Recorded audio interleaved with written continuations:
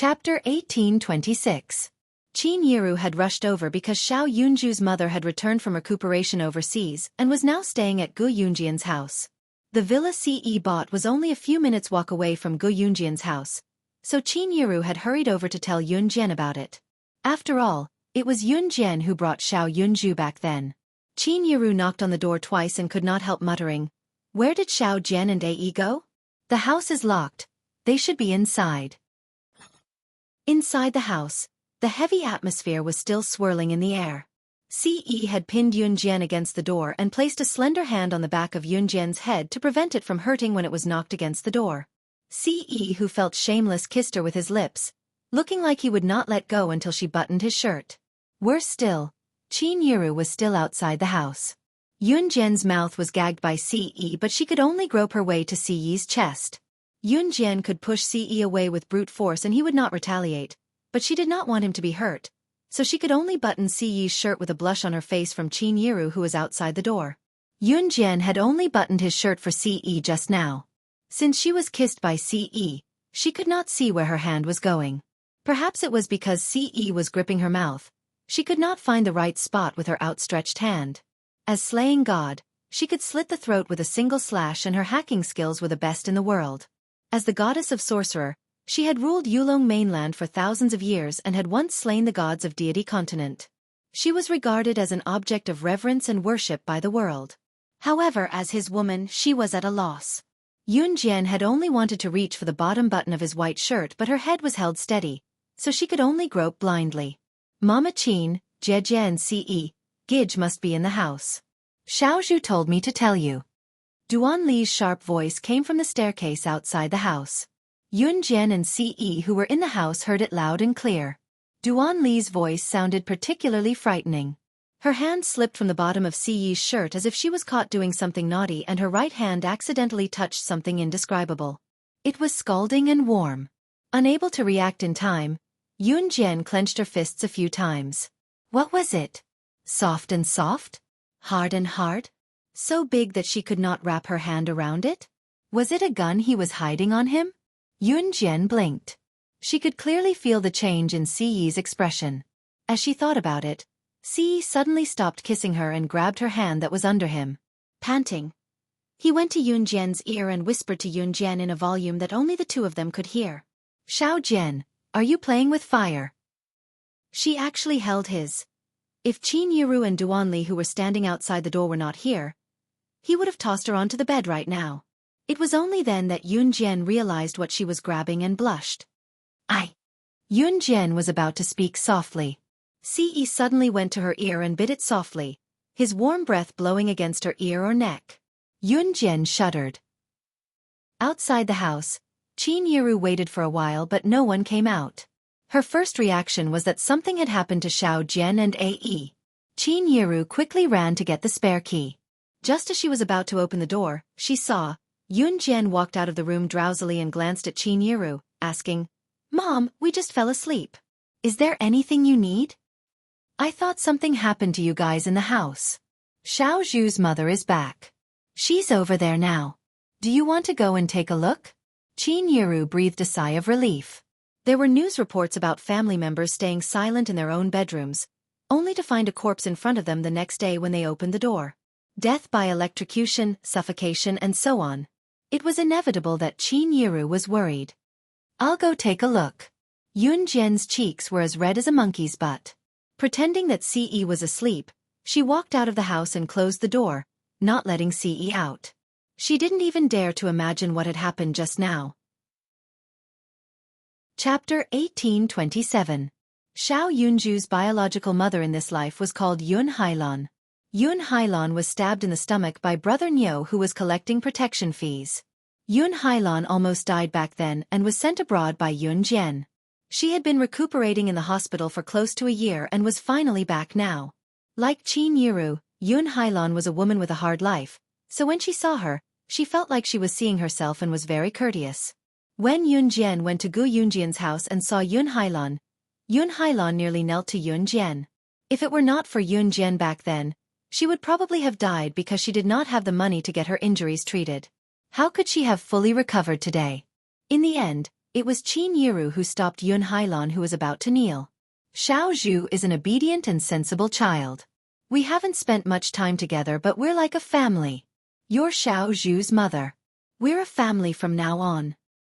I've heard about your family background from Xiao Jian. Why don't you stay in Longmen City and keep me company from now on? We've been with Xiao Zhu for a year. We can't bear to let him go. You stay. The place I work at is hiring. You can come to work with me and we can take care of each other. Don't leave. Qin Yiru stopped Yun Hailan, who was about to kneel before her, and blurted out everything she wanted to say. Sometimes, things that could be solved with just a few words had to be made like a parting of life and death. If Qin Yiru had not said those words, Yun Hailan would have left with Xiao Yunju.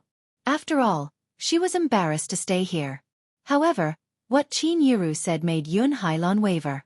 Longmen City's economy was more developed than Yun Hailan's hometown. The security here was much better, so there was no need to collect protection fees. Therefore, Yun Hailan thanked Yun Jian and Qin Yiru a few times and was just short of kowtowing. In the end, she stayed with Xiao Yunju. After that, Yun Jian wasn't worried anymore. At first, he was worried that Yun Hailan would insist on taking Xiao Yunju away. But from the looks of it, Xiao Yunju wouldn't go with Yun Hailan. Yun Jian was relieved. After Adam announced the good news, Mo Sen, as the older brother, began to arrange Adam and Lan Su's wedding date. Lin Wei returned to an Hun organization while Xue Ying brought Si Luo back to an Hun organization to have a baby. His bet with Adam was still there. Everything seemed to have gone back to square one. Ce had returned to an Hun, and this time, it was Yun Jian who chased him back to an Hun. When everything was settled, Yun Jian put on her shoulder bag, which contained the butterfly knife given to her by Mu Ying, as well as the things she usually carried, and set off for the martial arts family. The letter Lan Su gave her contained the detailed address of this martial arts family. This martial arts family was different from other martial arts families. It was located in a small ravine in a very poor mountainous area. It would take more than 3 hours to get from the city to the county in the mountainous area, and then to the nearest town. After that, it would take 1 or 2 hours to reach the destination on foot. The nearest town to the destination was called Yunling Town. It was a very fairy-like name. Yun Jian's destination was a place called Yunling Mountain. The martial arts family was built on Yunling Mountain. The construction of this martial arts family was similar to a large temple, but it wasn't a place to burn incense and pray. When Yun Jian arrived at Yunling Town, she was carrying her shoulder bag. Just as she asked the boss of a shop for the location of Yunling Mountain, the boss asked her in surprise, "You're going to Yunling Mountain too? You're going to the martial arts family, the Huang family, to learn martial arts, right?" Yun Jian nodded. Naturally, she wouldn't reveal her intentions. Haha, the Huang family's martial arts are famous. Many people have come to the mountain recently to learn martial arts. Chapter 1828. The Huang family was that martial arts family. The Huang family was a martial arts family that had been passed down since ancient times. Among the martial arts families, they were considered the top. Therefore, every year, many youths who loved martial arts would go to Yunling Mountain to study under the Huang family. When the shop owner heard that Yun Jian was going to Yunling Mountain, he naturally wanted her to learn martial arts. The others were all tall and strong young men who went to Yunling Mountain together to learn martial arts. There were also young ladies who would follow the tall and strong young men to Yunling Mountain to learn martial arts. Of course, those young ladies would leave after a few days. However, a girl like Yun Jian, who was carrying a shoulder bag, was obviously going to learn martial arts. The shop owner had never seen such a girl before, so he was surprised when he saw her. He recommended Yun Jian to get acquainted with a few young men in his shop who were also going to Yunling Mountain. When they heard that someone was going to Yunling Mountain, a few young men who were eating in the shop quickly came out to greet her. After all, it was a very good thing to be able to make a few friends in an unfamiliar place. Hello. Are you going to Yunling Mountain too? My name is Song Jiachi. I'm going to Yunling Mountain with my brother, Song Jiahui, and a few friends to learn martial arts. Are you going too? The girl who didn't have time to finish her bowl walked out of the shop and greeted Yun Jian. The girl's name was Song Jiachi. Song Jiachi was very welcoming to Yun Jian. Yun Jian nodded subtly. I'm Jiachi's brother, Song Jiahui. I'm a university student. This is an activity organized by our club. We're going to learn martial arts from a proper martial arts family. A handsome boy stood beside her. He was about 18 or 19 years old, about 1 or 2 years older than Song Jechi. He looked very similar to Song Jechi. One look and one could tell that they were handsome and beautiful. The boy who called himself Song Jehui politely introduced himself to Yun Jian. Yun Jian also nodded politely at the two of them. Little girl, don't be fooled by Jehui and Jechi's skinny looks. We're all from the same university.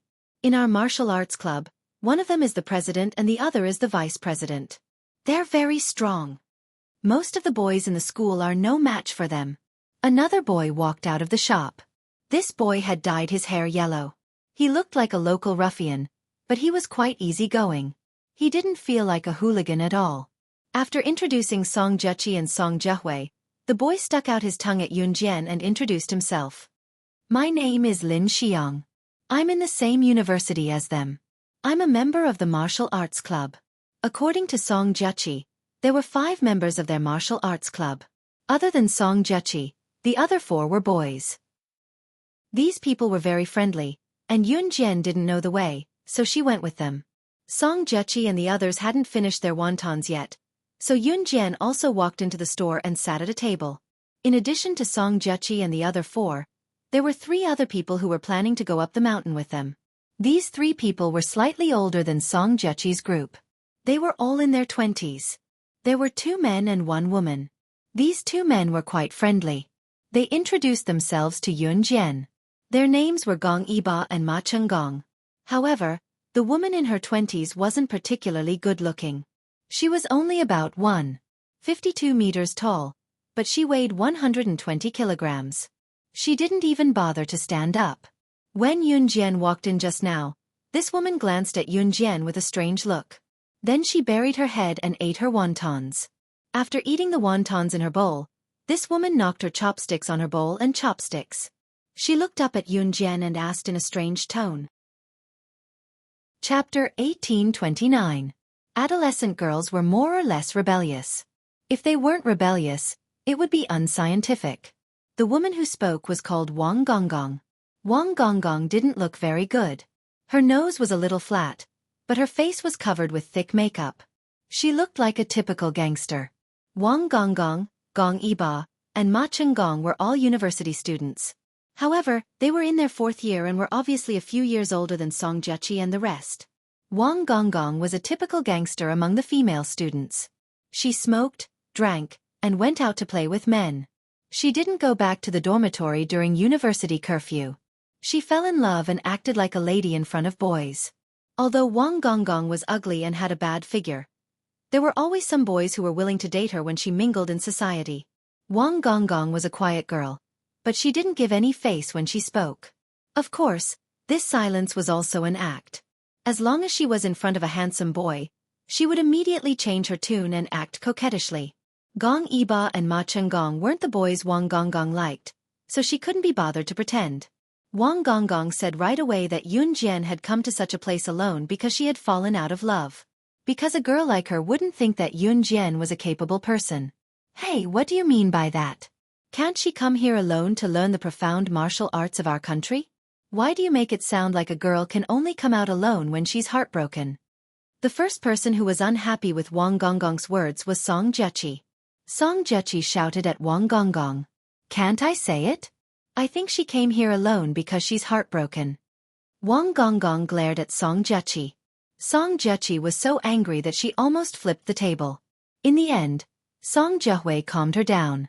If it weren't for Gong Yiba and Ma Chenggong's good attitude, Song Jechi and the rest wouldn't have followed Wang Gonggong. Yun Jian pursed her lips and ignored Wang Gonggong. 1.5 hours later, they set off from Yunling town and finally arrived at the foot of Yunling mountain. After another hour of climbing, they finally reached the top of the mountain. As soon as they reached the top, they saw a huge ancient building that looked like a temple. However, its architectural style was completely different from that of a temple. There was also a plaque hanging above the entrance. On the plaque, from right to left, there were 4 words written in ancient seal script. Heavenly Dao Huang Family. As soon as Yun Jian and the others walked through the gate, They saw a group of people shouting and practicing martial arts with an old man who looked like a cultivator immortal standing on the high steps. Every time he displayed a fist technique, a loud shout would come from his throat. "Ha! Hey!" This was an orthodox martial arts family. "Are you here to practice martial arts as well?" Seeing that someone had entered the door, the old man jumped down from the stairs. After instructing the disciples around him to practice freely, he walked towards Yun Jian and the others. "Yes." Song Jiaqi and the others replied excitedly. Yun Jian didn't have the time to stay here and practice martial arts with them. She did not forget her purpose, which was to get the letter. Song Jiaqi and the others looked at the old man excitedly and respectfully, trying to join the disciples who practiced martial arts. Yun Jian's words suddenly rang out in front of Song Jiaqi, Song Jiahui, Wang Gonggong, and the others. She said to the old man. Chapter 1830. Yun Jian's words carried a certain authority, causing the elder to pause. Song Jiaqi, Song Jiahui, Lin Xiang, and even Wang Gonggong were speechless. What Yulong continent, daughter of the Wu clan, sorcerer goddess? What the hell was this? Moreover, wasn't Yun Jian here to learn martial arts like them? Why did she ask the elder to meet the head of the Huang clan the moment she arrived? What daughter of the Wu clan? What is sorcerer goddess? Are you here to engage in crooked practices? Didn't you ask around before you came? The head of the Huang clan, Huang Bitian, isn't someone anyone can meet. Some people don't even get to meet the head of the Huang clan from the time they joined the clan to learn martial arts until they left. You're just a lovelorn girl with no power or influence. Why would the head of the Huang clan want to meet you? Even Wang Gonggong, who wasn't very satisfied with Yun Jian, was in awe of the Huang clan, which was ranked first among the martial arts clans. After hearing Yun Jian's words, Wang Gonggong took the initiative to speak to Yun Jian. His words sounded as if Yun Jian had really come here because she was heartbroken and was here to cause trouble. Song Jiaqi and the rest didn't say anything. The old man, who had been teaching a group of students who were also apprentices, was also surprised. Most of the apprentices who came to the Huang clan to learn martial arts were in awe when they spoke to the Huang clan. Not to mention Yun Jian, who directly walked up and asked the head of the Huang clan to meet her. She was totally different. The old man had never seen such a clean and tidy little girl with a shoulder bag say such words the moment she came to his door.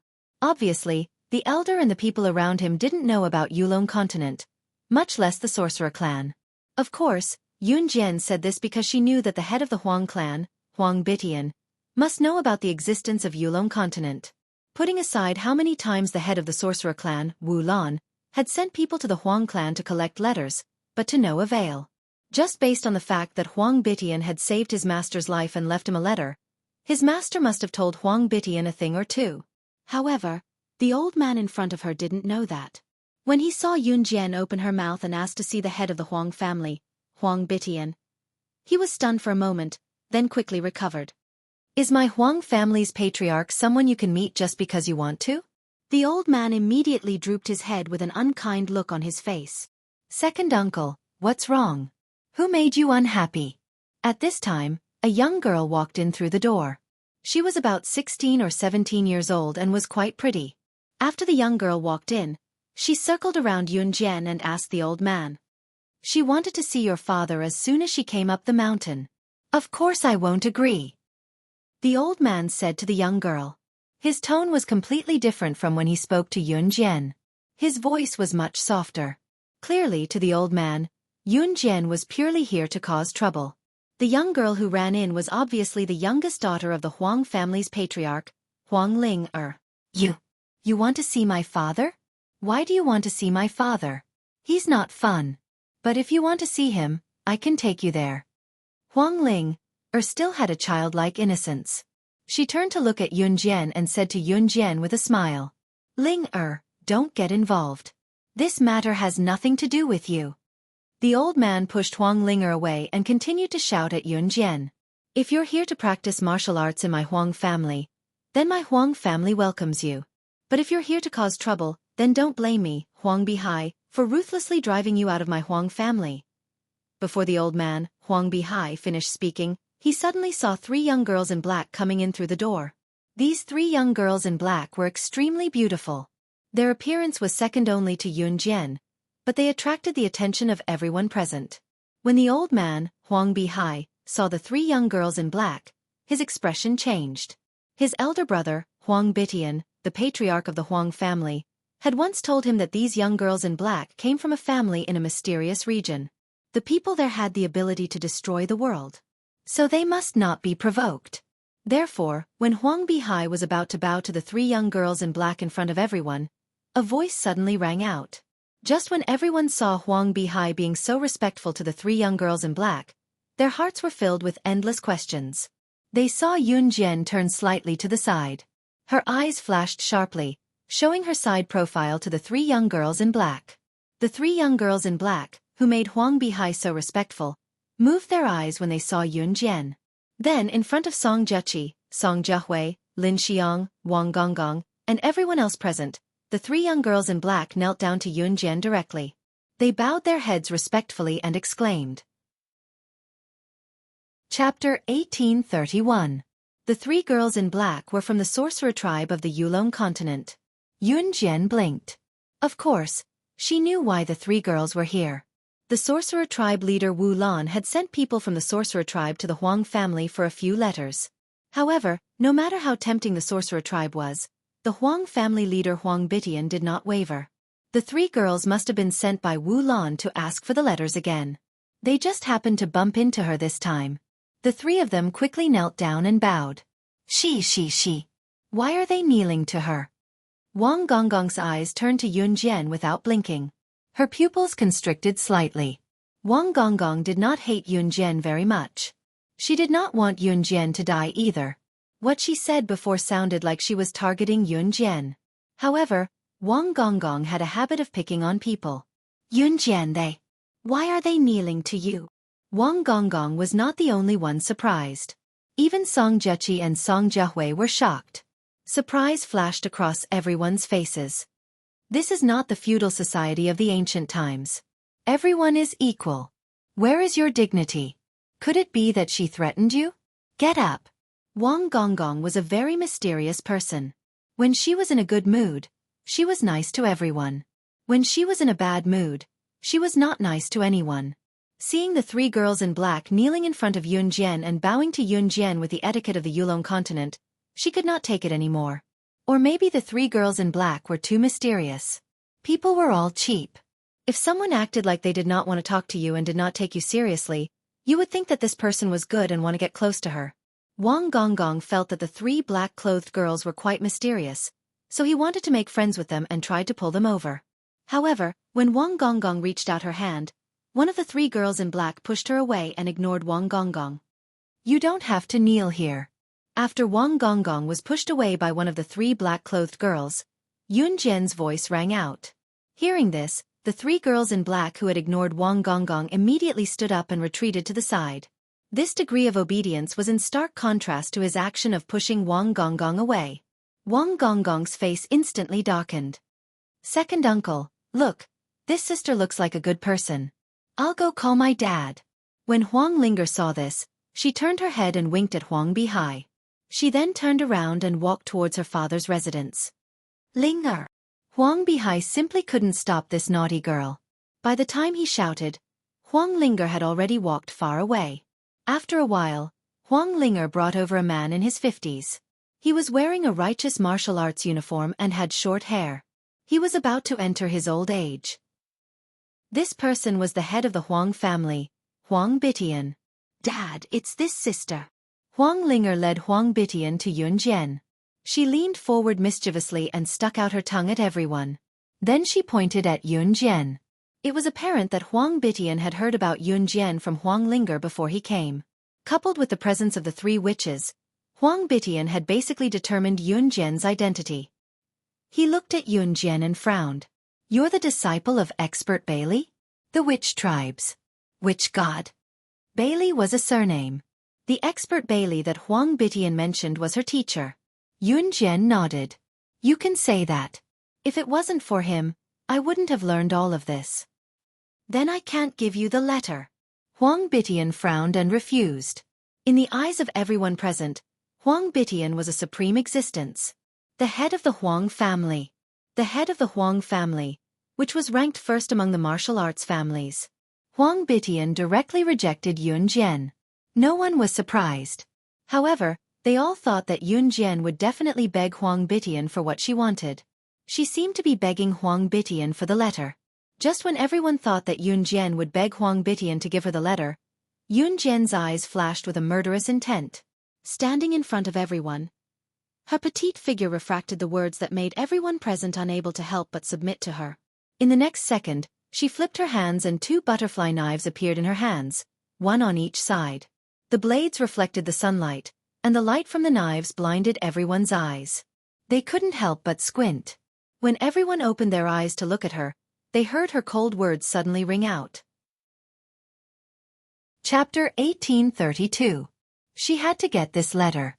It was not only because her mentor in her past life had taught her these skills and allowed her to survive in that bloody world. Yun Jian's intuition told her that her mentor, Bailey Expert, had an inextricable relationship with the thousands of continents. She had sent Wu Lan to search the entire Yulong mainland, but she could not find any trace of her mentor, Bailey Expert. On Earth, as long as one was a righteous earthling, nothing could escape her eyes. In Yulong mainland, the power of the sorcerer tribe was spread all over the continent. However, she could not find any information about her mentor. What did this mean? The only explanation was that her mentor was neither from Earth nor the Yulong mainland. It was more likely that he came from a continent of a higher level than Yulong mainland. Although Yulong mainland was not the lowest level continent, in the thousands of years since the sorcerer god's departure, Yulong mainland had fallen from its former glory of being second only to deity mainland. Yun Jian's intuition told her that her mentor was most likely from deity mainland. Yun Jian did not know that Ce had regained all his memories, so she did not ask him. Her soul returned to reality. When Yun Jian finished speaking, everyone's pupils contracted. Even Huang Bitian sucked in a deep breath. Kosha mercenaries. Slaying God. Apart from Huang Bitian and Huang Bihai who took a deep breath, Lin Xiang also cried out in surprise. It was obvious that they knew what these 2 names represented. After exclaiming this, Lin Xiang frowned. He didn't even know why he was exclaiming. These 2 titles, I seem to have heard of them somewhere before? University students would not pay attention to these things. Most university students would only pay attention to the opposite sex. They did not pay attention to national or international affairs at all. Sometimes, when the class subscribed to a newspaper, the newspaper would report on national or international affairs. Only then would the students pay more attention to it. Of course, the people who knew about organizations or people like kosher mercenaries and slaying God were usually those who were in this world. Huang Bitian and Huang Bihai must have heard about it. But for university students like Lin Xiang, Song Jiaqi, Song Jiahui, and Wang Gonggong, even if they wanted to know, they had no way to do so. Haven't you heard a lot of things? You brat. You always say that you've heard of something big. Where did you hear it from? I can't tell you the details, so you should wash up and go to the side. Song Jiahui walked over and knocked on Lin Xiang's head as he said with a half-smile. Lin Xiang scratched his head and pursed his lips. I really seem to have heard of it somewhere before. But even so, whether it was Song Jiaqi, Song Jiahui, Lin Xiang, or Wang Gonggong, they were all shocked by Yun Jian's arrogant words.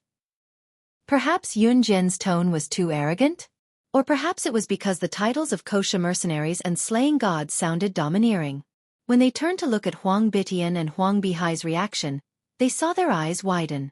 When they looked at Yun Jian again, they were so shocked that it was as if they had eaten dog poop. They looked as if they had heard something big that they had never heard of before. Especially Huang Bihai, who had been rude to Yun Jian from the start. He was the most unsettled. His hand was trembling like a spring as he pointed at Yun Jian. He screamed in horror. Why were you? Ahem. Huang Bitian was obviously smarter than Huang Bihai. He immediately stopped Huang Bihai from spilling the beans. Yun Jian's self-disclosure shocked Huang Bitian, but it changed his mind. Slaying God of kosher mercenaries. Slaying God alone was enough to wipe out the Huang family, let alone slaying God who had kosher mercenaries under her command. Therefore, Huang Bitian did not change his mind. He could not. However, Huang Bitian had already handed over the letter when Wu Lan had sent someone to retrieve it. After 2 seconds of silence, Huang Bitian looked at Yun Jian and made his request. Chapter 1833. Huang Bitian's words caused everyone's hearts to tighten. especially Song Jieqi, Song Jihui, and Wang Gonggong. Song Jieqi had even clasped her hands together. She was clearly not the main character, so why was she feeling nervous? It was as if she was the one who had to endure the hypnotism of the Huang family's eldest disciple. However, Song Jieqi knew that her current reaction was no doubt that she was putting herself in the shoes of Yun Jian and Huang Bitian. It was like a racing enthusiast watching his favorite racer race against another excellent racer at the critical moment of rushing to the finish line, which made him feel nervous both physically and mentally. That was how Song Jieqi felt at this moment. Yun Jian, who was standing in front of everyone, narrowed her eyes slightly. Her gaze was indifferent, but in front of everyone, she accepted Huang Bitian's challenge without hesitation. All right. As long as she was given the chance, Yun Jian had never encountered anything she couldn't accomplish. Yun Jian knew that Huang Bitian had taken a step back. In the beginning, Huang Bitian had kept his mouth shut and refused to hand over the letter no matter what. Sometimes, revealing one's identity could save a lot of trouble. The reason Yun Jian brought up her identity today was to change Huang Bitian's mind. Yun Jian wasn't stupid. Unless she had no other choice, she wouldn't use the most absolute method to achieve her goal. For example, if Huang Bitian rejected her and she went on a killing spree, then not only would she be a lunatic, but she would also be a fool. If one were to ask why this was the case, first of all, Yun Jian would be exhausting her own strength to wipe out the entire Huang family. The only benefit she would receive was a letter. Furthermore, she would have to use her Kosha mercenaries' influence to erase the Huang family's traces in history and on the international stage. It would be a waste of money and effort. It would be better for Huang Bitian to take a step back. It would be more convenient and simpler. Ling call your eldest senior brother out. Only then did Huang Bitian turn his head to look at his youngest daughter, Huang Ling Huang Ling pursed her lips and muttered, "Dad, you could have just given the letter to this big sister. Why did you have to call eldest senior brother out? It's so troublesome. Besides, she doesn't look like a bad person." Just as Huang Ling said this, she saw her father, Huang Bitian, cast a sidelong glance at her. Seeing this, Huang Ling's words were all buried in her stomach. In the end, Huang Ling was still somewhat afraid of her father. She was frightened by Huang Bitian's words. She turned around and pouted, then angrily ran to find her senior brother. "My apologies. Master Bailey's items have attracted a lot of attention in recent years.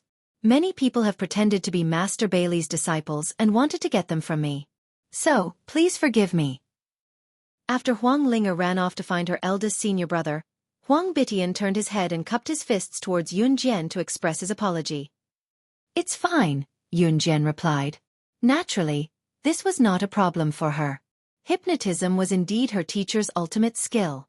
Her teacher had also said that in this hypnotism, the most important thing for a scholar was talent. Those without talent would only be able to scratch the surface. Yun Jian was not boasting. Her teacher had told her this before. Her talent was the best among all the people he had met in his life. In less than 10 minutes, more than 10 people came into the house from the backyard. The man in the lead was about 20 years old. He had a dignified appearance and wore martial arts attire. He was the eldest senior brother of the Huang family that Huang Bitian had mentioned.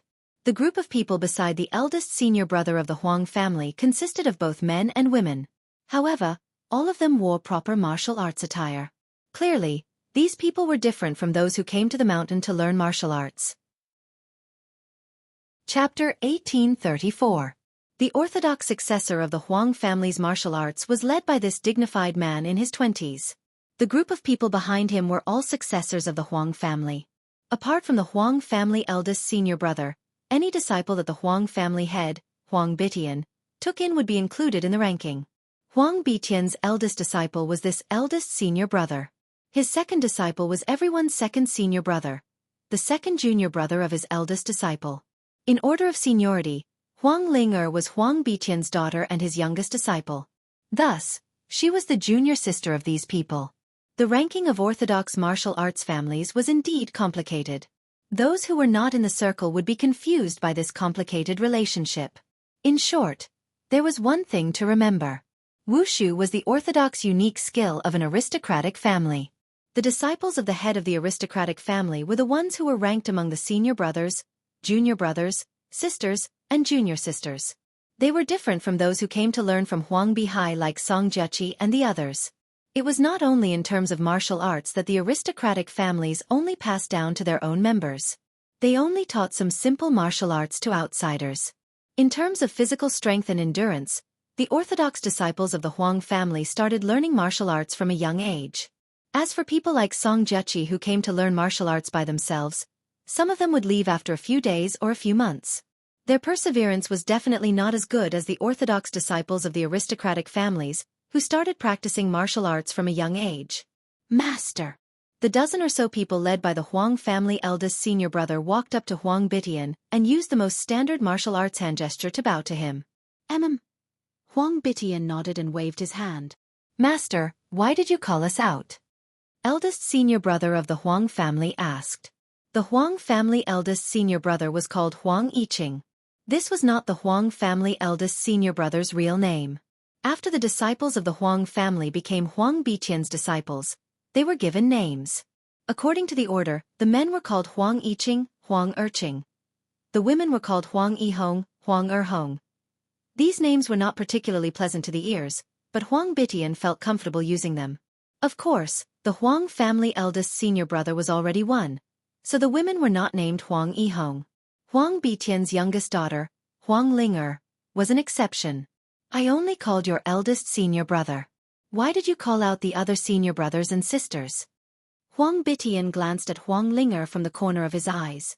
Hee. Isn't this for everyone to join in the fun? Dad, look, everyone is bitterly practicing martial arts. This is so tiring. People should strike a balance between work and rest. Huang Ling'er mischievously winked at Huang Bitian. Huang Ling'er's senior brothers and sisters all covered their mouths and laughed. It was obvious that Huang Ling'er's mischievousness had not been going on for a day or two. You! Huang Bitian was so infuriated by Huang Ling'er's words that he wanted to scold her, but he couldn't bear to do so. In the end, he could only keep his mouth shut. All right, so be it. Huang Bitian's face darkened.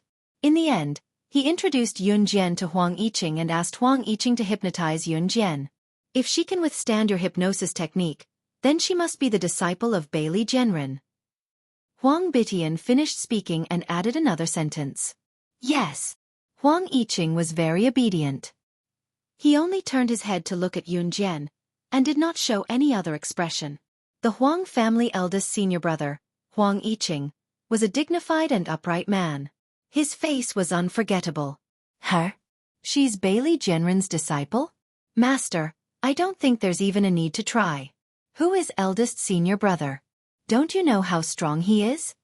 Also, this girl is so skinny. Everyone has seen Bailey Genren's appearance in the past. How could such a powerful master accept such a skinny girl as his disciple?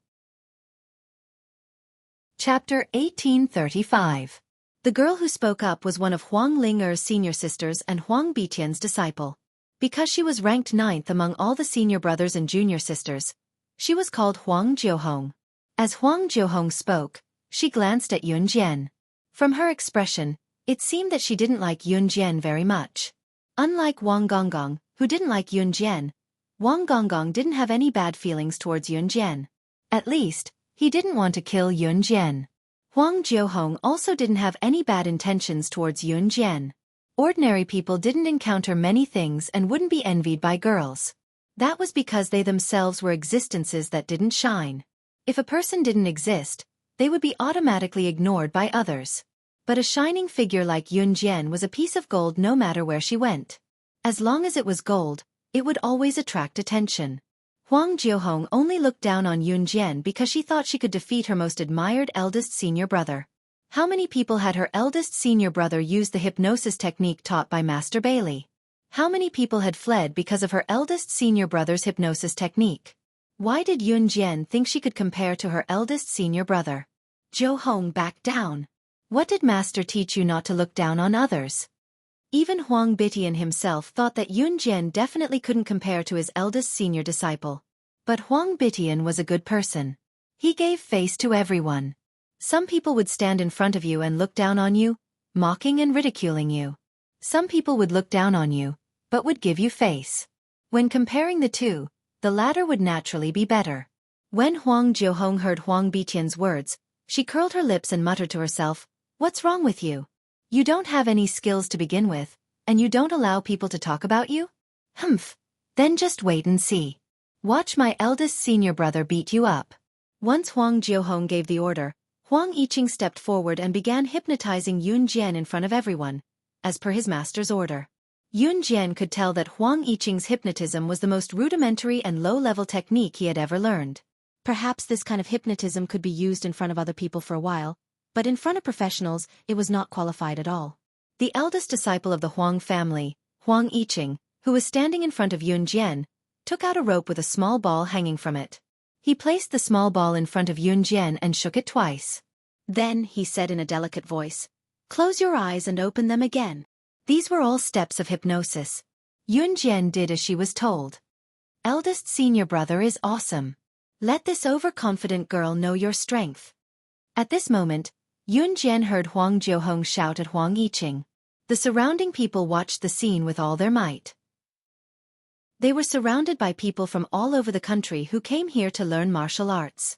At this moment, Yun Jian and Huang Yiqing were looking at each other and using hypnotism. How could they not be interested in such an amazing battle? Some of them would only get to see such an interesting battle once in their lives. Hence, they all gathered over. Those who could not all climb to higher places to watch. For a moment, everyone held their breaths. At this moment, Yun Jian opened her eyes.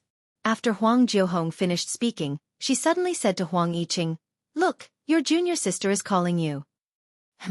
When Huang Yiqing heard Yun Jian's words, for some reason, he followed Yun Jian's words and glanced in Huang Jiuhong's direction.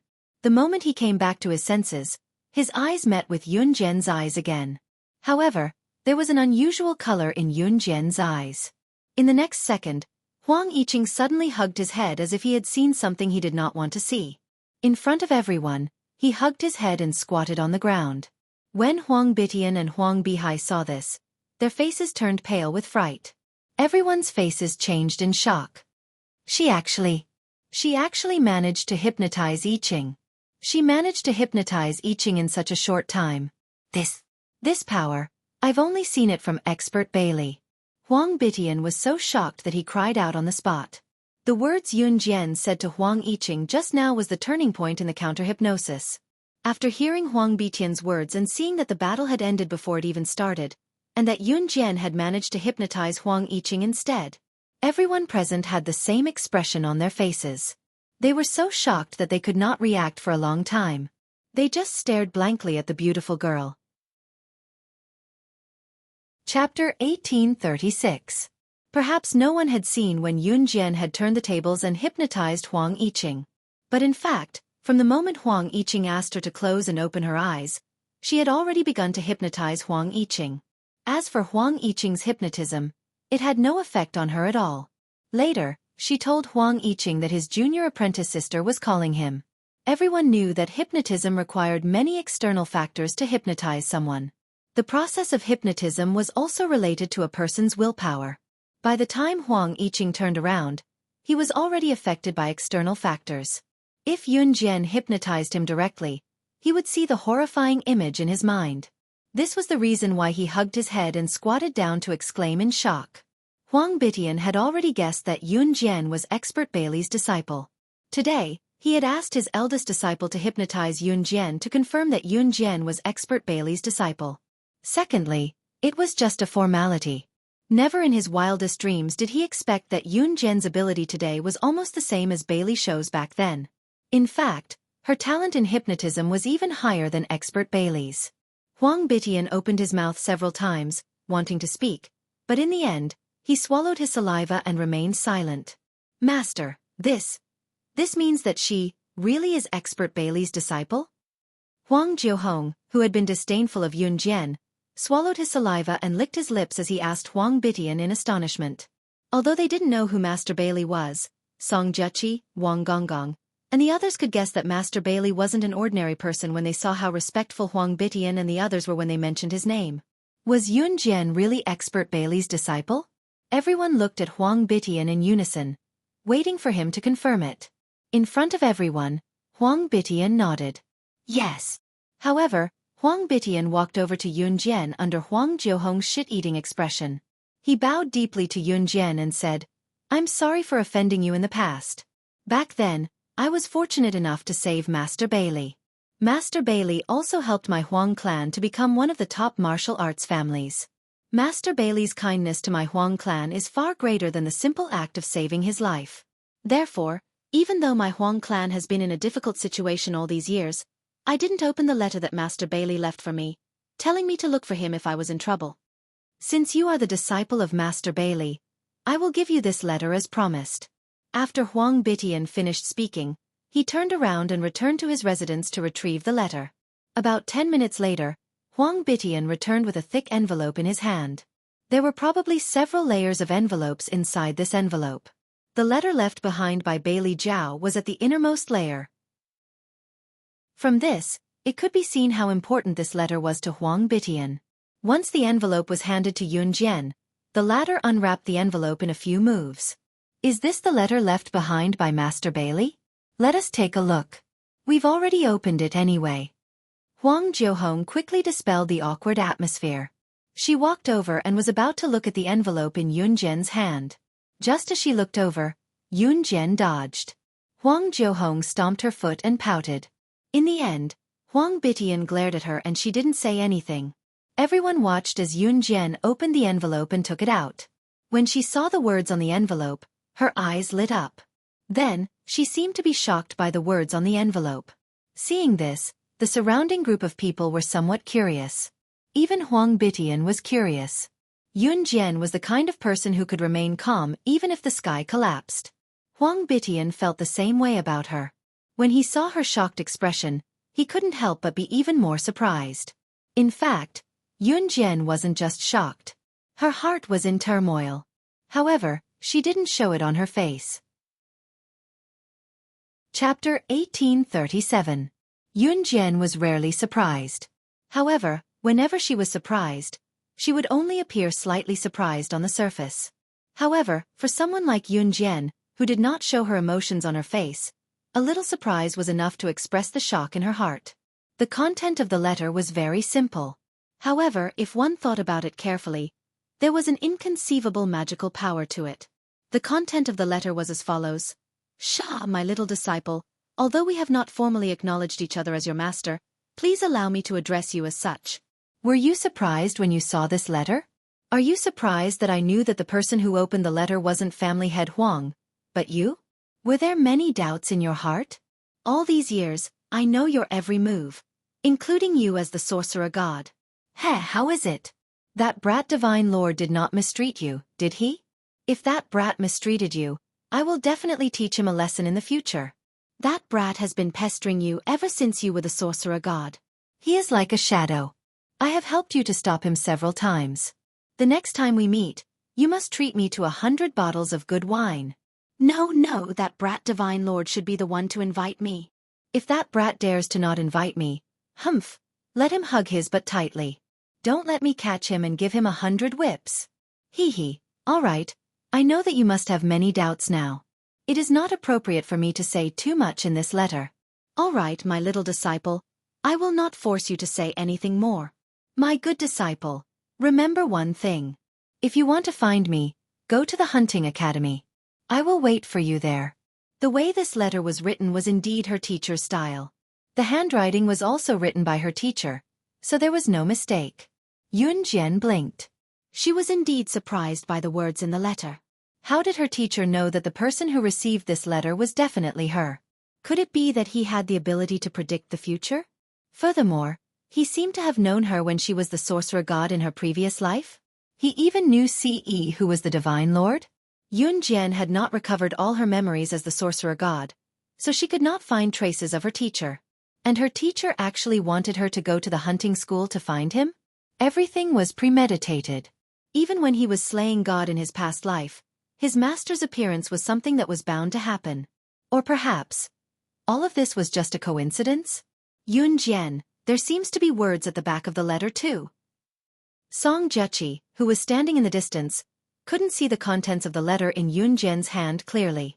However, she could vaguely see that there were words on the back of the letter in Yun Jian's hand, so she reminded her. Upon hearing this, Yun Jian relaxed her brows slightly. She flipped the letter to the back and saw that the same words were written on the back of the letter. Following the long letter in front of him, it was clear that his teacher had added a sentence that sounded like an old urchin. By the way, after you come to the hunting school, bring the Divine Lord Kid here if it's convenient. However, even if you don't bring the Divine Lord Kid here, I know that kid is like a sticky candy, no different from a bumbug. Wherever you go, he'll definitely follow. When Yun Jian read this, her teacher's smug expression as if he knew everything like the back of his hand flashed across her mind, along with the way he gently stroked his beard. She twitched the corner of her mouth, not knowing how to describe her current expression of not knowing whether to laugh or cry. What's written on the letter? Are you done reading it? Can you show it to us now? The more Huang Jiuhong looked at Yun Jian, the more curious she became. If it wasn't for Huang Biqian's gaze, Huang Jiuhong would have leaned over to look at the contents of the letter in Yun Jian's hand. Since the letter is already hers, let's not crowd around. Disperse, let's go and cultivate. Don't crowd around here. Huang Biqian waved his hand. Master, this letter. Yun Jian was the one who took it from you. What's wrong with us taking a look? Before Huang Jiuhong could finish her sentence. On the other side, Yun Jian had taken out a lighter from nowhere and burned the letter. After doing this, Yun Jian walked out. It seemed that she had to go to the hunting school this time, since her teacher knew many of her identities, including her as the witch god. Then, did her teacher know the background of the mysterious person? And as the sorcerer goddess, why did she fall? When she saw the man she liked, she would talk incoherently. Mo Sen, on the other hand, did not know what to say. Mo Sen returned to Anhun earlier than Yun Jian. On the night of his return, he came to Qing Yu's house early in the morning. Yun Jian snatched Qing Yu's pillow and sat on the sofa, waiting for Qing Yu's homemade pastries for her to eat. Qing Yu had stopped researching poisons recently and had started researching pastries instead. The pastries tasted horrible, but they were getting better recently.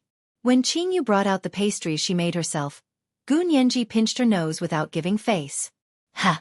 What's this burnt smell? It's suffocating. It's good enough that I'm cooking for you for free. Why are you yelling? You're eating my food and staying at my place. You're even sleeping on my bed and wearing my pajamas. You're such a busybody, Gu Nianji. Qing Yu retorted. Okay, let sister have a taste. Seeing Qing Yu bring out the pastries, Gu Nianji stretched her hand to take them. Sister Qing Yu's pastries are getting better and better. Luo Berry was a sweet talker. She stuck her tongue out at Qing Yu after taking a bite. She shoved the pastry into her mouth, chewing and swallowing it without hesitation. After finishing the pastries slowly, Yun Jian closed her eyes and rested her hands behind her head. After 2 seconds of silence, Yun Jian suddenly spoke. You've been standing outside the door for half an hour. Aren't you going to knock? Are your legs tired? When Yun Jian finished, everyone's hands paused. Luo Berry blinked and ran to open the door. Luo Berry did not know who it was. She thought it was Sister Qing Yu's brother Yun Yi. However, when Luo Berry opened the door and wanted to call out, Brother Yun Yi, obediently, she was met with Mo Sen's calm and handsome face. She was so shocked that she almost fell backward. Chapter 1839. It wasn't the first time Luo Berry had been so careless. Perhaps it was her personality. When she suddenly saw someone she wanted to see, she would be frightened. After Mo Sen helped her up, Luo Berry blushed. How old are you? Why are you so careless? What if you fall and hurt yourself? Mo Sen yelled at Luo Berry after straightening him up. What if she fell and hurt herself? He was about to leave and return to the Anhun organization. She didn't know how to take care of herself. What if she hurt herself again? I'm sorry. Luo Berry shrank back from Mo Sen's shout. She couldn't help but apologize to Mo Sr. A little strawberry, you didn't hit him. Why are you apologizing? Can't you tell that he cares about you? Gu Nianji walked over and grabbed Luo Berry's hand, pulling her to the side. With that, Gu Nianji was about to pull Luo Berry to the side. Never see you again? When Mo Sen heard Gu Nianji say that Luo Berry would never see him again, his heart tightened. Gu Nianji giggled at Yun Jian, then turned to look at Mo Sen fiercely. She put her arm around Luo Berry's shoulder and said to Emosen confidently, "That's right. My little strawberry will be with me every day from now on. We'll sleep together, bathe together. Oh right, we'll even rub each other's backs when we bathe." Gu Nianji even reached out to rub Luo Berry's back. It looked like she was really rubbing Luo Berry's back. Gu Nianji's words made Luo Berry's face turn as red as an apple. Yun Jian admired it as she ate the pastries. She was so relaxed that she almost crossed her legs. "No." Hearing Gu Nianji's words, Emosen's face darkened. He said it without even thinking. Luo Berry wanted to sleep with Gu Nianji? Bathe together? She wanted to rub each other's backs when bathing? He would never allow it. For some reason, Luo Berry's face turned red when she heard Emosen say, "No." "Ioyo, what right do you have to say no? I'm being intimate with my little strawberry. Why are you, an outsider, joining in the fun? Speaking of which, my little strawberry's development is really good. Those two big breasts, I can't even hold them with my hands." Gu Nianji smiled wretchedly. She even moved her fingers up and down in a circle to demonstrate grabbing breasts. There was no need to mention how wretched that was. At this moment, Emosen's face was as dark as it could get. The next second, he suddenly grabbed Luo Berry's hand and dragged her out. Before he left, he said, "I'm taking her away. I can't let her stay in this dirty place." Just because of this reason, he took her away. Gu Nianji waited for Emosen to take Rockberry away, then held her stomach and rolled around on the sofa where Yun Jian was sitting. The sofa was very soft, and Yun Jian sat on it, trembling from Gu Nianji's actions. In the end, Yun Jian slapped Gu Nianji off the sofa and onto the floor. Less than 2 days after Emosen took Rockberry to an Hun organization, on the 10th of November, Yun Jian also set off for an Hun organization. On the 11th of November, CE had just returned to his residence from an Hun organization's base. As soon as he arrived, his eyes lit up slightly. His residence was surrounded by balloons, and the display in the middle of the room even had a big, "Happy Birthday" written on it. Birthday. Only then did CE remember that today was his birthday. Since he was young, he had never celebrated his birthday again after his mother passed away. In the end, he even forgot his own birthday. Who released the balloons today? Who released the birthday wishes? Only the 4 leaders of an Hun organization could enter his residence. Other than that, if anyone else entered, the snipers outside would immediately shoot the person who did not have time to enter, regardless of gender. Just as CE was thinking about this, the bathroom door in his residence suddenly opened, and a petite figure flashed out of the bathroom. Yun Jian, who had just finished showering, exuded a milky fragrance. Her hair was disheveled and was still wet. Yun Jian only had a bath towel around her. Her voluptuous breasts were wrapped under the short bath towel, revealing half of her full breasts. Her little feet were bare as she stood on the floor. Just looking at her was enough to arouse one's desire. Chapter 1840. Yun Jian had been in the Hun organization for many years in her previous life, so she knew the inside of the organization like the back of her hand. However, she had never come into contact with the leader of an Hun organization in her previous life. The Hun organization had a residence specially for the leader, but from what Yun Jian knew in her previous life, the leader rarely came back here. Hence, Yun Jian didn't know much about the leader of the Hun organization, CE. In addition, CE's residence was surrounded by an inescapable net. There were snipers on all 4 sides, and the place was strictly guarded 24/7. Even a fly wouldn't be able to fly in. Other than the 4 leaders of the Hun organization, Adam, Emosen, Shueying and Lin Wei, anyone else who stepped into this place would be killed without mercy. This rule had been set by CE when Yun Jian was in the Hun organization in her previous life. In her second life, Yun Jian didn't expect that after going around in circles, she would escape from the control of the Hun organization after obtaining the kosher mercenaries with much difficulty in her previous life. After going back and forth, she was back here today. And today, she was in the room of the leader of the Hun organization, CE. No matter how good the snipers at the door were, they couldn't sense when Yun Jian avoided their attention and walked into CE's residence. No one knew that Yun Jian had not only walked into CE's residence, but also decorated it meticulously. This lively style was completely different from the lifeless style of CE's original residence. Siyi's residence in the Hun organization was all black, especially his bedroom, which stood out. Before Yun Jian came, the curtains in the room were all black. As long as the curtains were drawn, even day would turn into night. The bed, including the pillows and covers on the bed, were all black. The wall at the head of the bed was also black, except for the other 3 walls which were painted white, and some other places were painted with other colors that could be ignored. The entire layout was black. Yun Jian went into the house and blew up a few balloons. She wrote the words, "Happy Birthday" on the screen. The atmosphere in the house was obviously much better, and it was no longer as lifeless as it was at the beginning. The room was filled with Siyi's unique scent. Yun Jian had been lying on Siyi's bed and taking a nap for the entire morning. It was noon and the sun was high in the sky. Even though the air conditioner was turned on, Yun Jian still felt sticky. Hence, she borrowed Siyi's towel and entered Siyi's bathroom to take a cold shower. However, she saw Siyi the moment she stepped out of the bathroom with a towel wrapped around her waist. Yun Jian wasn't wearing anything except a towel wrapped around her chest. She had just taken a shower, so the fragrance of her body made Siyi, who had just returned to the room, feel an indescribable feeling. He felt his lower body tighten. You're back." Yun Jian gulped and looked up at Siyi, who was walking toward her. Her red lips parted slightly as she held onto the towel to prevent it from falling. Yun Jian had no idea how alluring she looked to Siyi. Siyi stared at Yun Jian with a burning gaze, looking like he wanted to bore a hole through her. Yun Jian was a little embarrassed from being stared at. She blushed and looked down at the floor, saying, "Cough. It's your birthday today, so I came all the way from Longmen City to celebrate your birthday." Before she could finish, however, a familiar fresh scent that belonged to a man wafted to her nose. In the next second, Siyi wrapped his arms around Yun Jian, who was only wrapped in a towel with half of her hand still holding onto the towel. Yun Jian opened her mouth and buried herself in Siyi's embrace.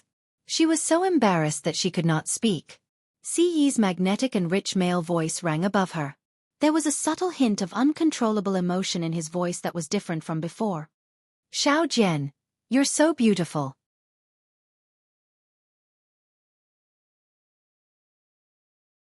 Chapter 1842. The moment Ce picked her up and threw her onto the bed, Yun Jian's cheeks were as red as a monkey's butt. She was certain that she had never blushed like this in her entire life. It was not just in this life. As slaying god and witch goddess 2 lifetimes ago, she had not blushed as much as she did today.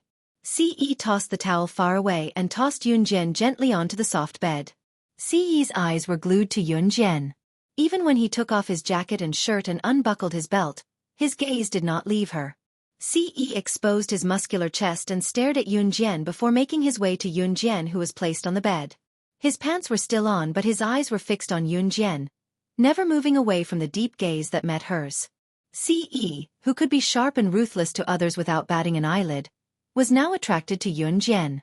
There was an unprecedented gentleness on his face. It was a gentle expression that might seem a little forced to an outsider. Seeing Yun Jian with her arms crossed and a smirk on Ce's face, his magnetic voice suddenly rang, making Yun Jian's ears tingle and her body tremble. "Xiao Jian, move your hand away." It was undeniable that Ce was getting more and more wretched. If the elderly saw him for the first time, they would only think that Ce was decent and reliable. He was not lustful and made people feel that he was dependable. If Yun Jian heard what the elderly said now, Yun Jian would probably smash them to death with a brick. It would be a miracle. She half covered her chest with her hand to prevent herself from being exposed to Ce. Ce had been looking at her lustfully since just now, and was even asking her to move her hand away. If anyone dared to say that Ce was not lustful, she would fight them to the death. In spite of it, Yun Jian was too embarrassed to move her hand away. "You." Yun Jian's blush was comparable to Chili's. Just as she spoke, her words were blocked by Ce's lips. The man was really self-taught when it came to kissing. Perhaps it was due to his previous experience. Ce caught her easily. Yun Jian was numb from the kiss, unable to muster any energy. She didn't even know when the hand that was covering her chest had been moved away and replaced with a bigger palm. An Hun group's lounge. Ever since the noisy snow eagle left, Ling Wei's ears finally quieted down. He lifted his slender legs and stood up from the sofa. Just as he was about to go to the killer training camp, he bumped into Mo Sr. "You're going to the training camp?" Lin. It was no wonder that the two of them had similar personalities. They even had a general understanding of where the other was going. Okay. Lin Wei nodded. Lin Wei was the one who spoke the most when talking to Mo Sr. Snow Eagle said that you're looking for a woman to carry on your family line? Mo Sen was not shy at all. I'm planning to. Lin Wei answered Mo Sen briefly as he followed him out. Who are you looking for? Mo Sen asked again. We'll talk about it later. Lin Wei did not have any requirements for his other half. He felt that it was enough for him to have a woman who could bear his children. As long as this woman was loyal to him and did not cheat on him, he would not find another woman in his life. It did not matter if there was no sex for love. If the future Snow Eagle heard Lin Wei's monologue, he would probably kick him and scold him. What happened to the sex for love? Go eat *T. There hasn't been any outstanding assassins in the training camp recently. Lin Wei had already arrived at the assassin training camp with Mo Senator. He stood not far away from the training camp and spoke briefly. I'll pay attention and send someone over as soon as there's one. Mo Sen said to Lin Wei as they walked. In Ce bedroom. Ce had already taken off all his clothes. The two were hugging each other. Chapter 1843. Xiao Jian, you're mine. You're mine. Ce's breath blew against Yun Jian's ear as he licked and kissed Yun Jian's ear. Yun Jian was numb from head to toe, unable to react for a long time. Just as Yun Jian was numb from embarrassment and Ce was about to enter the main topic. Ding, ding, ding, ding, ding. The doorbell of Ce's residence rang. A certain someone kept pressing the doorbell of Ce's residence like his life depended on it. Seeing that no one was opening the door, the ringing grew louder and more frequent. Accompanied by the ringing of the doorbell was a certain someone's desperate shout. Young master, I have something to ask of you. From the sound of the voice, it was obvious who had rung the doorbell. It was Xue Ying. Other than him, no one else dared to press the doorbell of Ce's residence. The ringing of the doorbell was like a basin of cold water, extinguishing the pleasant atmosphere just now. In spite of it, Yun Jian and Ce were burning with passion. Even a downpour would not be able to extinguish their flames. Ce growled and got up from the bed, picking up the towel on the floor and running his fingers through his black hair before heading for the door. Xue Ying, who was outside the door, pressed the doorbell twice in surprise. His young master used to come out quickly. Why did he? Just as he was thinking about it, the door opened. Xue Ying was about to say what he wanted to say when he saw Ce, who only had a towel around his lower body. Why was his young master dressed like this today? Xue Ying did not ask, of course, but just as he was about to speak, Ce growled at him with a dark expression. You! Get out in 3 seconds if you don't want to die.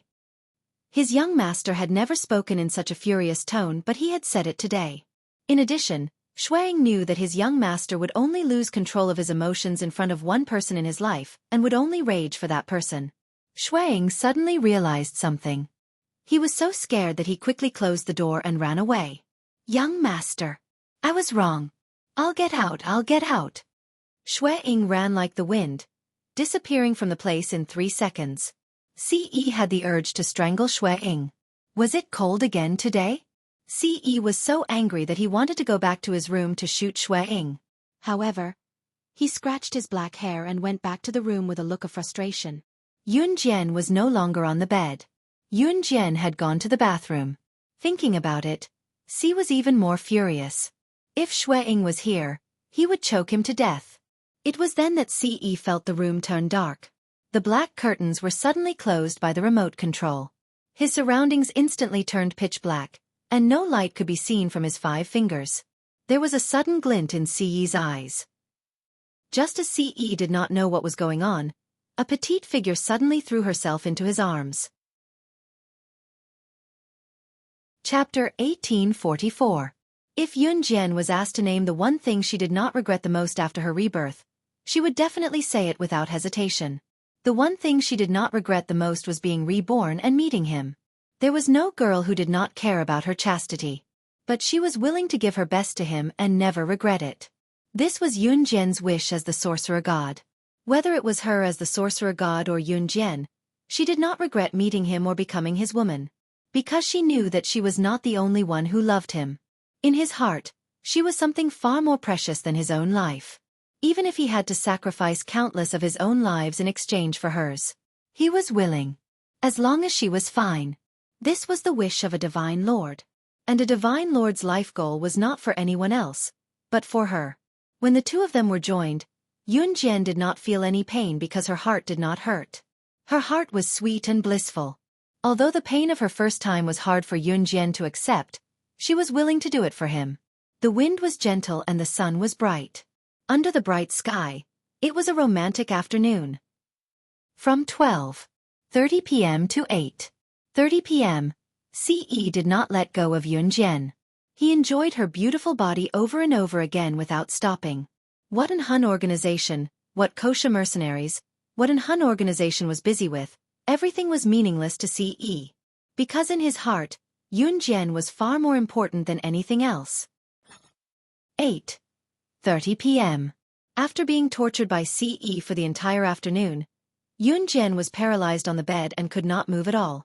She had thought that knife wounds and gunshot wounds were the most painful injuries, but why were these things so tiring and painful as well? If she had known it would be so painful from the start, she would have waited until she was an adult before doing it. Yunjian even wanted to kill someone now. Why didn't Shuang break it completely? It seemed like she had to kidnap Si Luo. Of course, these were just Yunjian's thoughts. She did not regret being able to become his completely, his woman. Ce and Yunjian were sleeping on the bed. He hugged Yunjian tightly and refused to let go. If it weren't for Yunjian begging him to let her go on the bed, he would probably be able to fight until the next morning. As soon as they were done, Ce walked into the bathroom and wiped Yunjian's body carefully with a basin of water. She even wiped the blood off Yunjian's face. Ce didn't even care about herself. She first wiped Yunjian's body carefully, then went into the bathroom to take a cold shower. She came over and hugged Yunjian, holding her in her arms and smelling her hair. That was great. His Xiao Jian was his now, rightfully so. If someone dared to plagiarize his Xiao Jian in the future and he spoke up again, it would be perfectly justifiable. Xiao Jian, does it hurt? Ce placed his hand on Yunjian's stomach, feeling a little regretful about his earlier rudeness. Yunjian turned away and ignored him. Ce panicked when he saw that. He propped himself up and turned to look at Yunjian. Xiao Jian, where does it hurt? Let me see. Don't look.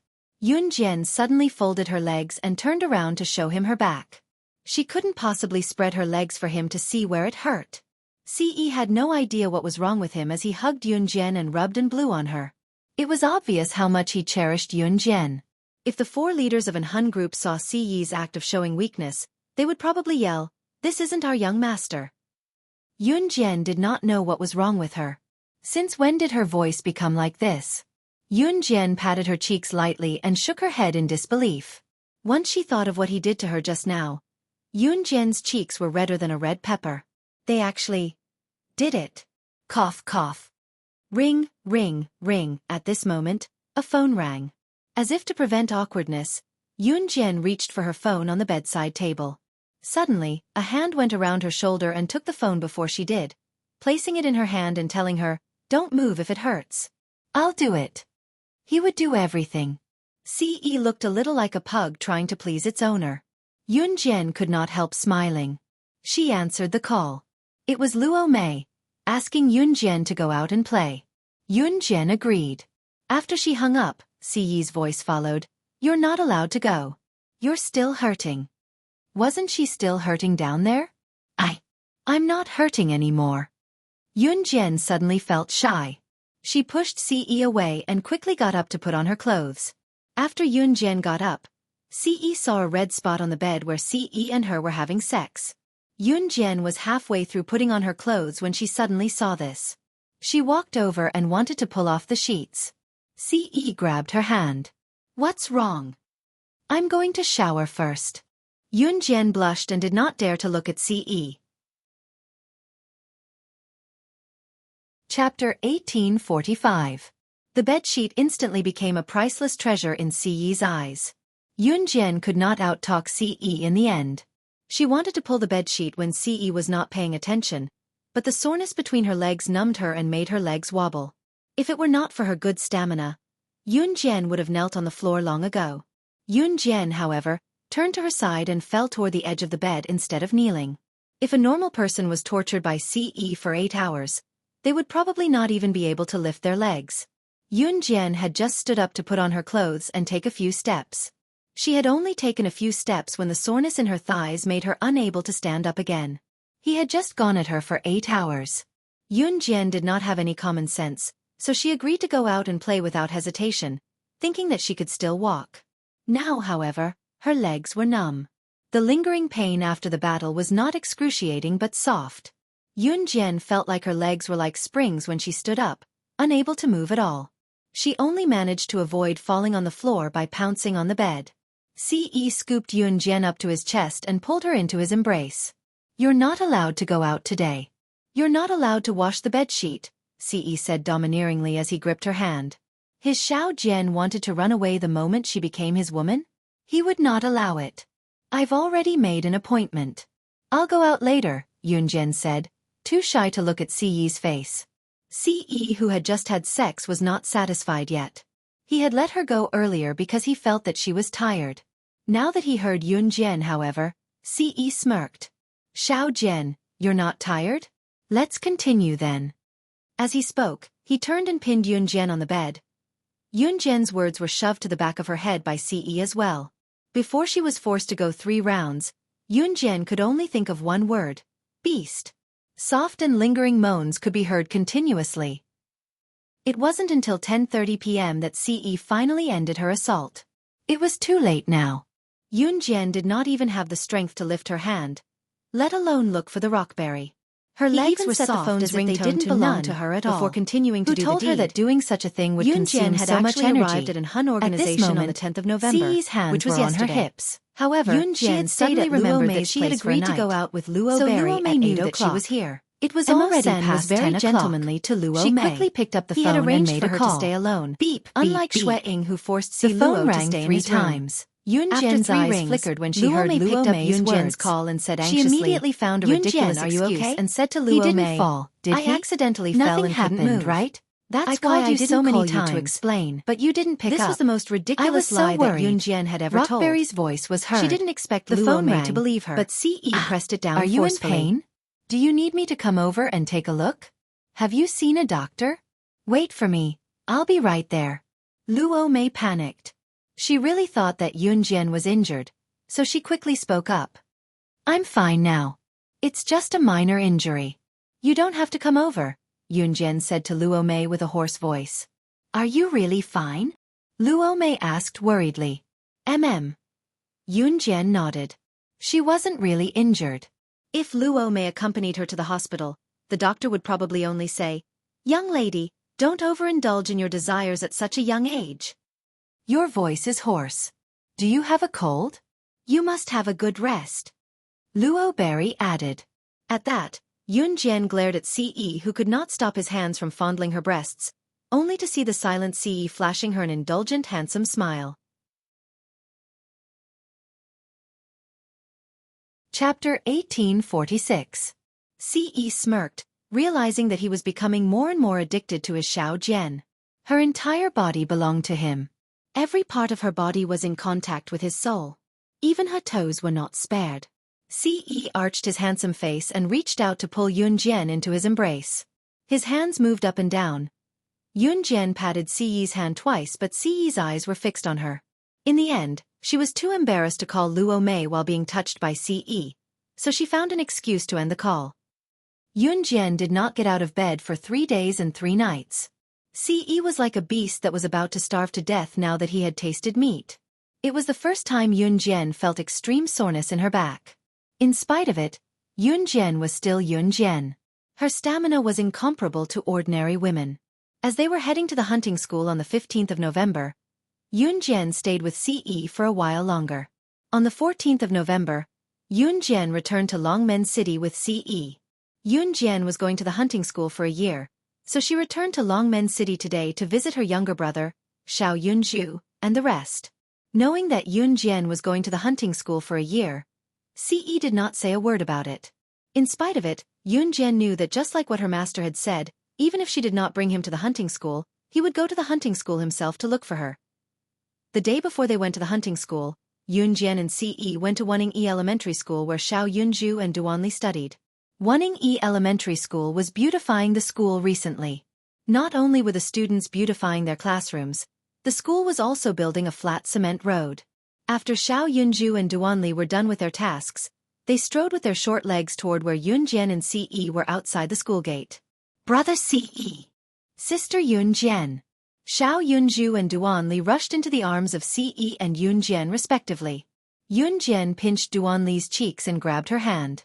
Ce grabbed Xiao Yunju's collar and dragged him to the kindergarten to pick up Duanya. Knowing that her daughter would be away for a year, Qin Yiru prepared a sumptuous dinner. Everyone sat around the table and enjoyed the sumptuous dinner. After that, Yunjian and Ce returned home. Ce used the excuse that Yunjian was going to be away for a year and pressed Yunjian down on the bed, the sofa, the door, the bathroom. After a round of suppression, young men who had tasted meat were the fiercest. Yunjian truly understood the meaning of this sentence. Ce kissed and touched her, vividly displaying the word immoral. The next morning, Ce personally sent Yunjian to Min City Military Academy. When they arrived at the entrance, everyone looked over. Yunjian and Ce were not only compatible in terms of looks, but they were also tall and well-proportioned. No matter where they went, they would be a very beautiful couple. Therefore, they attracted the attention of a large group of students around Min City Military Academy. Yunjian did not enter the school because she had already seen Yu Xiaoluo's car parked there. Ce grabbed Yunjian's hand and led her forward in 2 or 3 steps by Ce. Yunjian, you're here. Hurry up and get in the car. Get ready to go. Yu Xiaoluo waved at Yunjian when he saw Yunjian. There were a few military academy instructors standing beside Yu Xiaoluo. They were obviously there to send them off. Yunjian could see that Yu Xiaoluo's jeep was already filled with the 2nd and 3rd place Special Forces soldiers from the previous selection competition. After hearing Yu Xiaoluo's words, Yunjian nodded. However, before Yunjian could get into the car, Yu Xiaoluo suddenly saw that there were red patches on Yunjian's neck. He asked, Yunjian, what happened to your neck? Were you bitten by a mosquito? Why did the mosquito bite your neck in the shape of a mouth? Are you okay? It's not good if the mosquito is poisonous. Do you want to go to the hospital? Yu Xiaoluo glanced at Yunjian worriedly as he said this. Yunjian's face turned red when she heard this. Unexpectedly, just as Yu Xiaoluo finished speaking, Ce suddenly grabbed Yunjian's hand and pulled Yunjian to his side. Then, he used a cold tone to declare his sovereignty over Yu Xiaoluo. Chapter 1847. Ce was truly shameless. It was natural for him to be lewd in front of Yunjian, but he always wore a cold and expressionless face when declaring his sovereignty in front of outsiders. Even Yu Xiaoluo blushed when he said that, but Ce did not look embarrassed at all. Yunjian wished she could find a hole to crawl into. Instructor, we can go now. I'm fine. Yunjian tugged at the corner of her lips, trying to change the topic. In spite of it, Ce's grip on her hand was tight as Ce spoke to Yu Xiaoluo shamelessly. Cough, cough, cough. Even Yu Xiaoluo's ears were red as he coughed a few times to express his awkwardness. He had seen the redness on Yunjian's neck all of a sudden and was afraid that she was bitten by something or had an allergic reaction. He was worried that Yunjian's ability would be affected if she was sent to the hunting school. Never had Yu Xiaoluo imagined that it was left behind after a young couple's love affair. If he had known, he would not have asked even if he was beaten to death. Get in. Yu Xiaoluo turned to look at Yunjian and told Yunjian, trying to cover up the awkward atmosphere just now. Yunjian nodded and was about to ask Ce to let go of her hand when he suddenly spoke. Yu Xiaoluo, who was already on his way to the driver's seat, knocked his head against the door, causing a huge bump to form on his head from the pain. Ce was still holding on to Yu Xiaoluo's hand as he asked, Xiao Jian, does it still hurt there? He had just finished talking about the red strawberry and now he was bringing it up. Even a proper man like Yu Xiaoluo could not help letting his imagination run wild. It doesn't hurt anymore. Let go. Yunjian's rosy cheeks made Ce reluctant to let her go. It was just a hunting school. It was easy for him to see her. There would be plenty of time for him to take his time. He would make her pregnant with his child. That's right, Ce had been up to some tricks these days. When Ce slept with his Xiao Jian, he never used the condom and penetrated her directly every time. Yun Jian had probably forgotten about the existence of this thing long ago. Yun Jian might be powerful, but she knew nothing about this. As for Ce, he had already read up on such books. Naturally, he was better than Yun Jian, who hadn't done any research. Ce's ultimate goal was obvious. He wanted to stuff a tiny Ce in Xiao Jian's stomach. This is great. Yun Jian finally got into the jeep. Under Ce's watchful gaze, she left the place and parted with Ce for a short while. Ce watched Yun Jian's jeep disappear from his sight before he boarded the private helicopter that Mo San sent to fetch him back to An Hun Group and left Longmen City. Nothing had changed. Some things, however, might have changed drastically when Yun Jian returned. Sitting in the jeep, Yun Jian tilted her head to look out of the window with squinted eyes. Cough. I can see that he cares a lot about you, Yun Jian. If it were someone else, puppy love, I definitely wouldn't support it. But if it's you guys, I'll give you my blessings. Young couples like you two can be sweet for the rest of your lives. I'm so envious of you two youngsters. Yu Xiaoluo suddenly spoke to Yun Jian. There was a hint of emotion in his words, making Yun Jian nod slightly. In just a few minutes, they returned to the main topic. Yu Xiaoluo immediately told Yun Jian and the rest of the arrangements.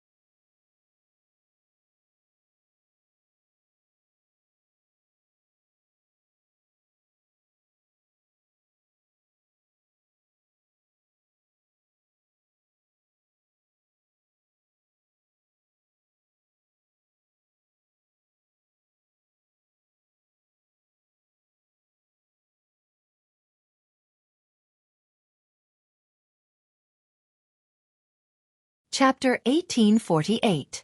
The hunting school had been held many times, and this year, it was already the 19th season. The mortality rate and elimination rate of the hunting school were very high, so it was the burial ground of the special forces. At the same time, it was also the destination of all the special forces in the world.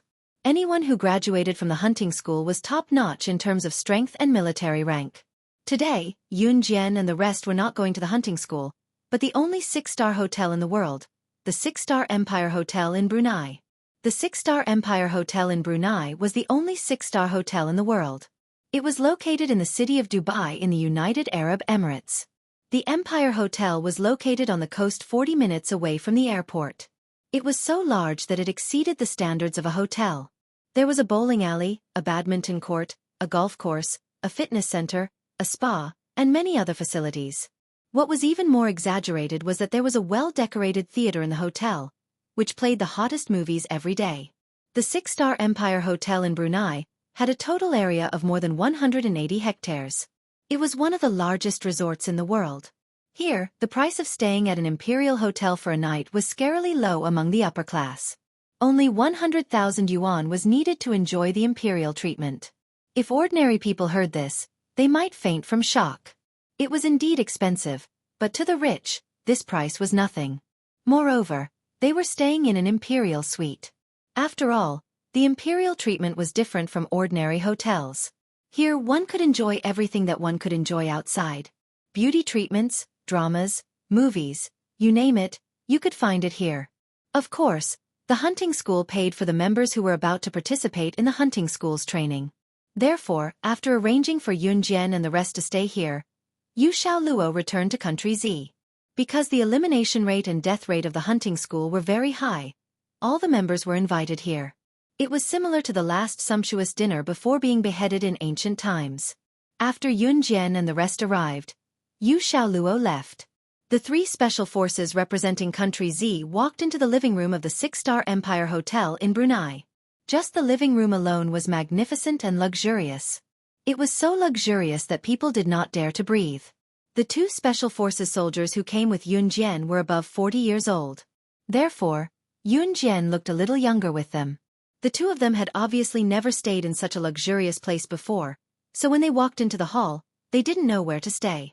Moreover, they didn't even know how to speak this country's language. Yun Jian went to the counter while the two of them were at a loss. She knocked on the counter and spoke to the foreign attendant in Dubai's local Arabic under her gaze. "I'm sorry, but I'm sorry, I'm sorry. Hunting school members from Z country. 3 of them. Please check in." It was not Yun Jian's first time staying at the six-star Empire Hotel in Brunei. She had been here a few times in her previous life, so she was not unfamiliar with the place. When the foreign waitress heard Yun Jian's words, she lowered her head at first. When she looked up at Yun Jian, she was shocked. The person who spoke was not from her country? This little kid was obviously a foreigner. How could he speak her country's language? She almost thought that this little kid was a citizen of her country when she heard his voice. And she was one of the Z country's special forces that was about to participate in the hunting school? "You can speak Arabic?" The special forces soldier who was with Yun Jian exclaimed after hearing Yun Jian's words.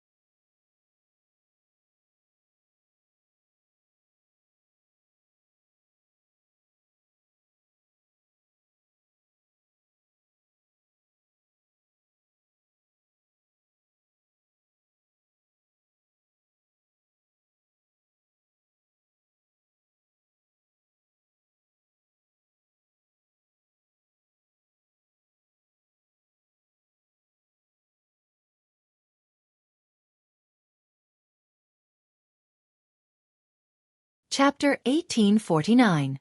The Special Forces soldier who asked Yun Jian was named Yang Chen. He was born in an ordinary family. Later, he joined the army because of his good physique. He performed well in the army, and he was listed as a 2S wanted criminal with his comrades nearly 10 times. Later on, he even participated in a mission to capture a 3S level wanted criminal, and he barely succeeded. When he was 35 years old, he took part in a special forces training. Although it was not as cruel as the training in the hunting school, it was still very experienced. Yang Chen was 41 years old this year. His strength was equal to his age. He was not old, but he was already one of the best in the army. Seeing that Yun Jian could speak Arabic in Dubai at such a young age, Yang Chen was naturally surprised.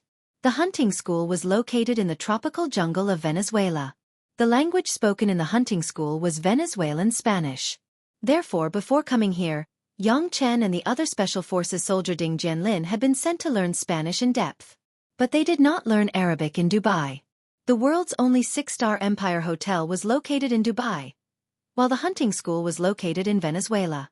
They were two different countries, and they spoke different languages.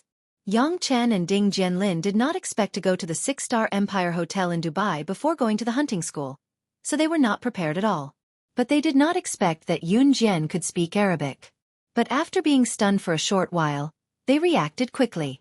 Yun Jian could win the first place in the preliminaries, and was valued by the leaders at such a young age. Her strength was definitely not bad, so it was not surprising that she could speak Arabic. Just when Yang Chen and Ding Jianlin were thinking about this, Yun Jian had taken their room cards from the front desk and handed them to Yang Chen and Ding Jianlin, room cards. Yang Chen and Ding Jianlin took their room cards, feeling a little scared. The hunting school was famous for its inhumane devil training, and the three of them represented Z country to participate in the training. Their ultimate goal was to win glory for their country. Before entering the hunting school, of course they were scared. What were they scared of? They were scared that they could not win glory for their country. But how come Yun Jian was not scared at all? On the contrary, after giving their room cards to Yang Chen and Ding Jianlin, Yun Jian waved to Yang Chen and Ding Jianlin, and turned to her main room. While walking, Yun Jian left them with a gorgeous back view, and waved her hand. "I will go first, make yourself at home."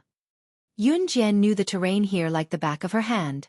Chen Yang and Ding Jianlin were surprised that Yun Jian could find where they lived without asking anyone. The two of them gulped. Fortunately, the hotel had a language exchange service for people from different countries.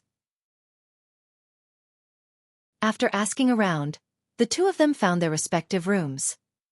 On the other hand, Yun Jian wandered lazily between the luxurious buildings with her room card in hand and finally came to her room. This was a hotel room with imperial treatment. Here, just the toilet alone was bigger than an ordinary hotel room. There was also a living room, kitchen, upper and lower floors, as well as an observation deck, a hot spring, a swimming pool, and so on. Yun Jian took a quick shower in the bathroom and went downstairs to the shooting range. Here, the shooting range was not only about bows and arrows. The most popular shooting in Dubai was shooting with real guns. When Yun Jian walked in, she saw many people holding real guns in front of various targets, learning shooting under the guidance of coaches. People who lived in the 6-star Empire Hotel in Brunei were definitely rich. Like Yun Jian, there were a total of 31 people who were going to the hunting school. Not all the people who lived in the 6-star Empire Hotel in Brunei were members of the hunting school. There were a lot of rich people living here, and Yun Jian and her group were just passing by. When Yun Jian walked in, she saw many young people who loved guns from different countries were using guns under the guidance of coaches. Yun Jian narrowed her eyes and walked lazily to a closed shooting room. The shooting room was the only room in the shooting range. It had been abandoned for more than a year, and no one had entered it to shoot. That was because this was the VIP room that Yun Jian had reserved in her past life. Other than her, slaying God, no one else could enter. She would enter the room directly every time she came here. Just a second before Yun Jian was about to enter the room, a coach hurried over from afar and stopped her, telling her, "You're not allowed to enter the room." Chapter 1850. The instructor hurriedly ran over to stop Yun Jian. He did not explain why he did not allow Yun Jian to enter the shooting range. All he said was that she could not enter the private room and asked Yun Jian to follow him to another place to practice her shooting skills. Yun Jian narrowed her eyes at the sight. She narrowed her eyes because she was satisfied with the instructor's method. Or rather, she was satisfied with the shooting range's method. Slaying God had disappeared for more than a year. The last time she came to the shooting range in Brunei's 6-star Empire Hotel was a year ago, and she had not been there for more than a year. Logically speaking, if the shooting range did not see her and someone needed a private room, they could blackmail the person by offering double the price. After all, there was no shortage of rich people here. Obviously, the shooting range was very honest. If she did not come, the only private room in the shooting range would be empty and no one would be allowed to enter.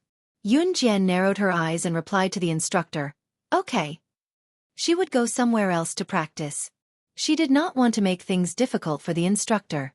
The instructor smiled and asked Yun Jian in a friendly tone, "You're from country Z, aren't you?" The instructor spoke fluent local Arabic, the same as his conversation with Yun Jian earlier. "Yes." Yun Jian walked in front. She nodded and gave a brief reply. "You speak Arabic so well. You sound like a Dubai native." The instructor could not help but exclaim. Yun Jian did not reply to his exclamation. The instructor did not feel awkward and pointed to a spot for Yun Jian. "Young lady, let's go over there. The people near the target are all from country Z. It'll be easier for you to communicate with them if you stand next to them. Moreover, there's only one target nearby." People who shoot in the shooting range would usually choose a gun. The pistols and rifles in this shooting range were all real guns. People who came from all over the country wanted to experience real guns. Therefore, the targets around them were already filled with people except for the one the instructor had mentioned. Yun Jian nodded with narrowed eyes. Seeing that Yun Jian was the same, the instructor brought Yun Jian over. There were a few young men in their 20s standing next to the target. These men were dressed in branded clothes and looked very cool. There were also a few young girls in their 20s standing beside them. They were all dressed in famous brands, and even their hands and necks were full of luxurious luxury goods. They were all from Z country and had been playing with guns under the instruction of their coach. At this moment, one of the more handsome young men was holding a pistol with both hands and shooting targets under the instruction of the coach. The other young men and girls watched the young man play with the gun. "Li Wei, you can do it. Show us how you hit the bullseye with your first shot." The young men and women next to him were shouting at the handsome young man who was holding a pistol and aiming it at the target with trembling hands. Hearing this shout, Yun Jian walked over. She could clearly see that the young man called Li Wei's hands were trembling. It was obvious that he wanted to stand out in front of a group of people, but he didn't have the confidence to hit the mark. The young man was called Shen Li Wei. Bang! The shot was fired in the end. Shen Li Wei's hand holding the pistol trembled. When a real gun fired a bullet, the sound of the gunshot was especially loud. The gun would also shake twice with the impulse of the shot. At this time, the person holding the gun had to hold the gun steady. Generally, people who played with guns would be shocked by the shot of the gun every time. This man called Shen Li Wei was no exception. His body trembled slightly. When playing with a real gun, the scariest thing was to hurt oneself. People who weren't familiar with guns would tremble because of fear. "Hit the bullseye." The instructor's voice sounded, making the man called Shen Li Wei heave a big sigh of relief. A few young people praised him from the side. "Wah! Although it's not the bullseye, it's his first time playing with a gun and he hit the bullseye. Our Li Wei is indeed a gun expert." Just when Shen Li Wei was enjoying the praise from the people around him, he and the people around him suddenly saw a petite and slender figure walking around the crowd. They saw Yun Jian standing on the target. She picked up the pistol on the table and loaded it without waiting for the instructor behind her to come over. She skillfully held the gun with one hand and fired 3 shots at the bullseye without even looking. The gunshot sounded again. 10. 10 bullseye. The instructor stood forward and opened his eyes wide. Under the shocked gaze of the group of young people, Yun Jian put down the gun and said to the instructor who followed her in horror,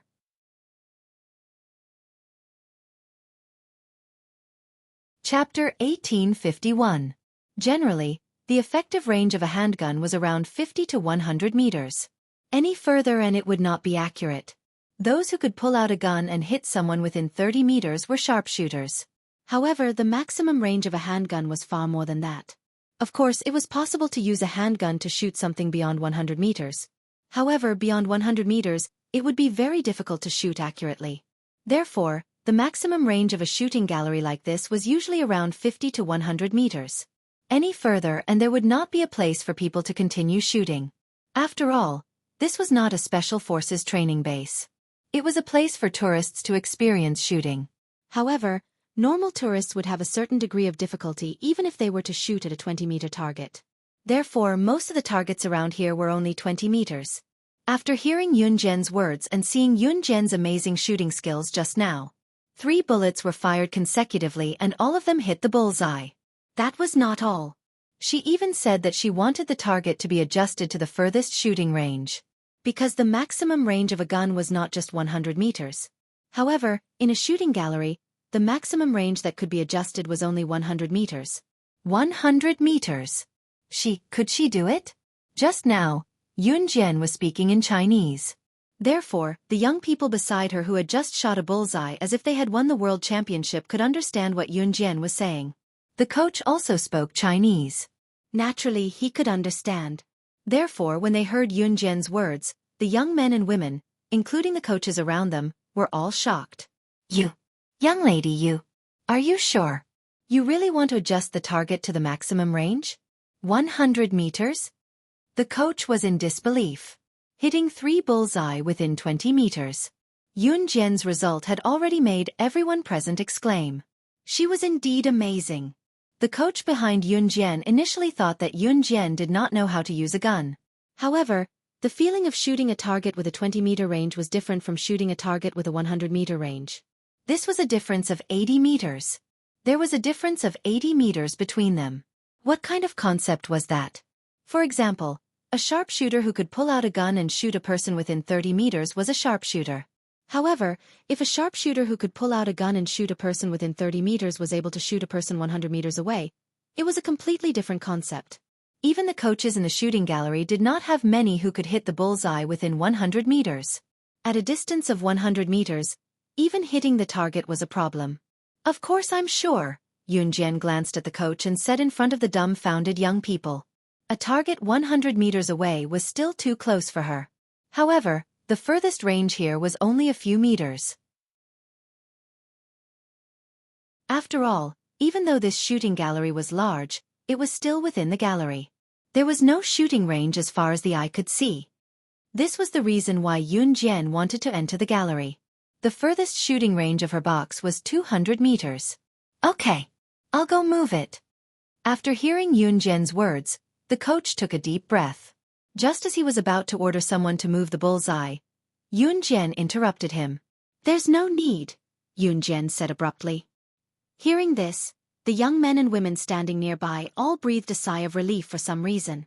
Even though Yun Jian had amazed them, after hearing Yun Jian's words, they still thought to themselves. Indeed, hitting the bullseye within 20 meters with 3 bullseye was already the limit. This young lady said that she wanted to shoot the bullseye within 100 meters.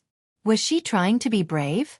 Just as these young men and women were thinking this, Yun Jian's words rang out again. Yun Jian's words immediately made the young men and women widen their eyes.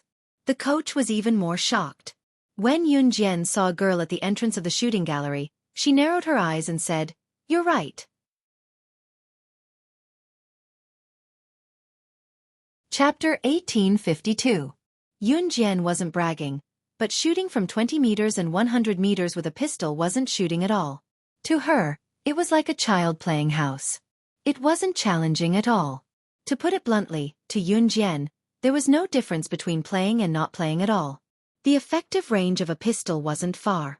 An ordinary pistol's effective range might only be 50 to 100 meters, but some pistols had a longer range, such as the assault pistol.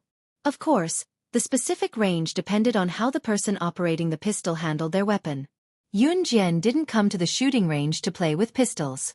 When Yun Jian saw the woman who came in, she waved at the coach and made her way to her. This woman was the person in charge of the shooting range. She was also the god of marksmanship who broke the record for the world's longest sniper rifle. The woman's name was Luo Shi. Seeing Yun Jian walking toward Luo Shi, the coach's heart almost jumped to his head. Luo Shi was the person in charge of their shooting range. Most importantly, Luo Shi was ruthless. If an ordinary person dared to provoke her, Luo Shi's lightest punishment would be to break one of their legs. Note that this was the lightest punishment. Little girl. You. When the coach reacted and wanted to call Yun Jian back, Yun Jian was already in front of Luo Shi. The coach didn't dare to go forward. He covered his face and exclaimed, "Oh my God," in their Dubai Arabic. Then, "Who is that woman?" Shen Liwei and the others who were standing beside Yun Jian just now were suspicious when they saw Yun Jian walking toward the woman. They asked their coaches about it when they saw how frightened their coaches were. As soon as the question was asked, Shen Liwei and the others' coaches' face instantly changed. Then, under their questioning, he softly said to them, "She's the person in charge of our shooting range, Luo Shi. She's also the terrifying woman who broke the record for the world's longest sniper rifle. She's known as the god of marksmanship. She's internationally famous. Luo Shi is ruthless. In the past, a coach in our shooting range accidentally provoked her and was shot dead by her on the spot. The people who hung out with Luo Shi were all internationally famous people." The coach's words went without saying. What he meant was that the people who played with Luo Shi were all demons who killed without batting an eyelid. There was no doubt that they were the international leaders of the underworld, the military families, and so on. Therefore, even if Luo Shi killed someone, she wasn't afraid. Because he had a backer. Hearing the coach's words, the young men and women led by Shen Liwei all took a deep breath. Shen Liwei and the others were all young masters and daughters of rich families. Coming out to play this time was purely entertainment for rich people like them. With money, they could go wherever they wanted and play in whichever country they wanted. No one could stop them. However, they were all children of legitimate merchants. Although they were rich, they had never heard of such a dark matter. Thus, at this moment, they were all a little flustered. At this moment, Yun Jian walked over to Luo Shi. She didn't treat Luo Shi with respect like the coach at all. On the contrary, Yun Jian walked directly behind Luo Shi. Before Luo Shi could react, she walked behind Luo Shi and knocked her on the head with a chestnut. This action. The coaches in the distance, including Shen Liwei and the others, were all shocked. Someone was about to be shot to death for provoking Luo Shi verbally, yet Yun Jian dared to go over and hit the girl's head with a chestnut. Did she want to die? Everyone was scared half to death. However, they saw that Yun Jian had said something. After Luo Shi reacted, not only did she not shoot Yun Jian in anger, Luo Shi instead widened her eyes and looked at Yun Jian.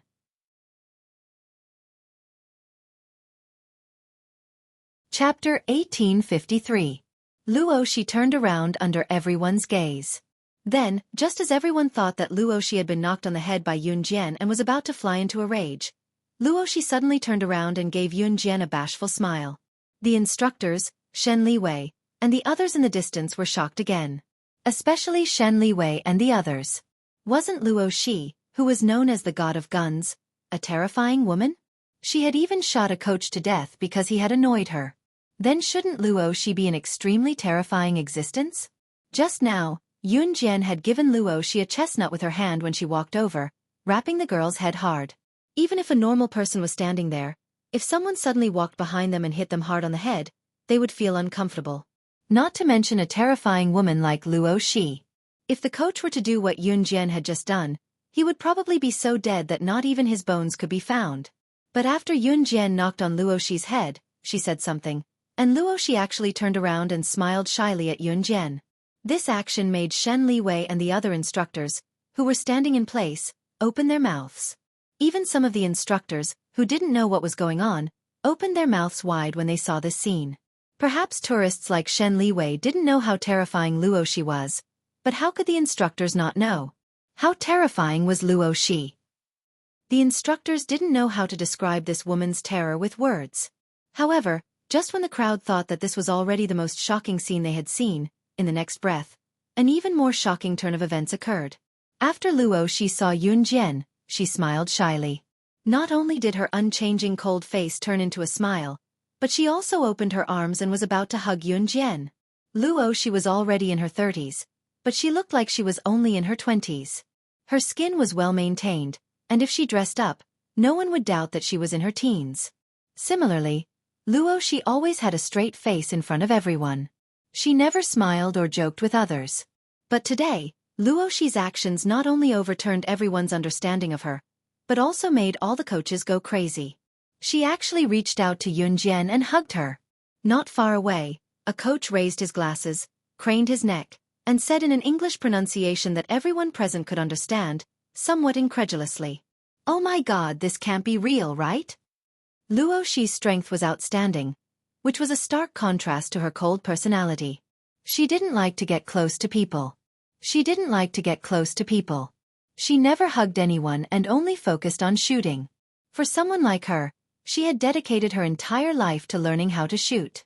That was why she was able to break the record for the longest shooting range of a sniper rifle. She was also known as the god of shooting.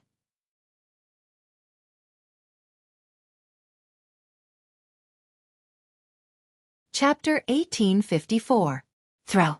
This little girl actually dared to say that she would throw Luo Shi into the manure pit again? Again. It was obvious that Yun Jian and Luo Shi were old acquaintances. Could it be that Luo Shi had been thrown into the manure pit by Yun Jian before? Luo Shi, the person in charge of the shooting range of the 6-star Empire Hotel in Brunei, who once broke the world record for the longest range of a sniper rifle, and who was followed by a group of people who were not international leaders, world leaders, or business politicians. She was actually thrown into the manure pit by a little girl. This? At this moment, not only were the instructors in the distance staring in disbelief, but even Shen Li Wei and the group of young people standing next to them, as well as the foreigners around them who could understand Yun Jian's words, were all stunned on the spot. Obviously, Luo Shi's identity was not ordinary. At least many people present knew her.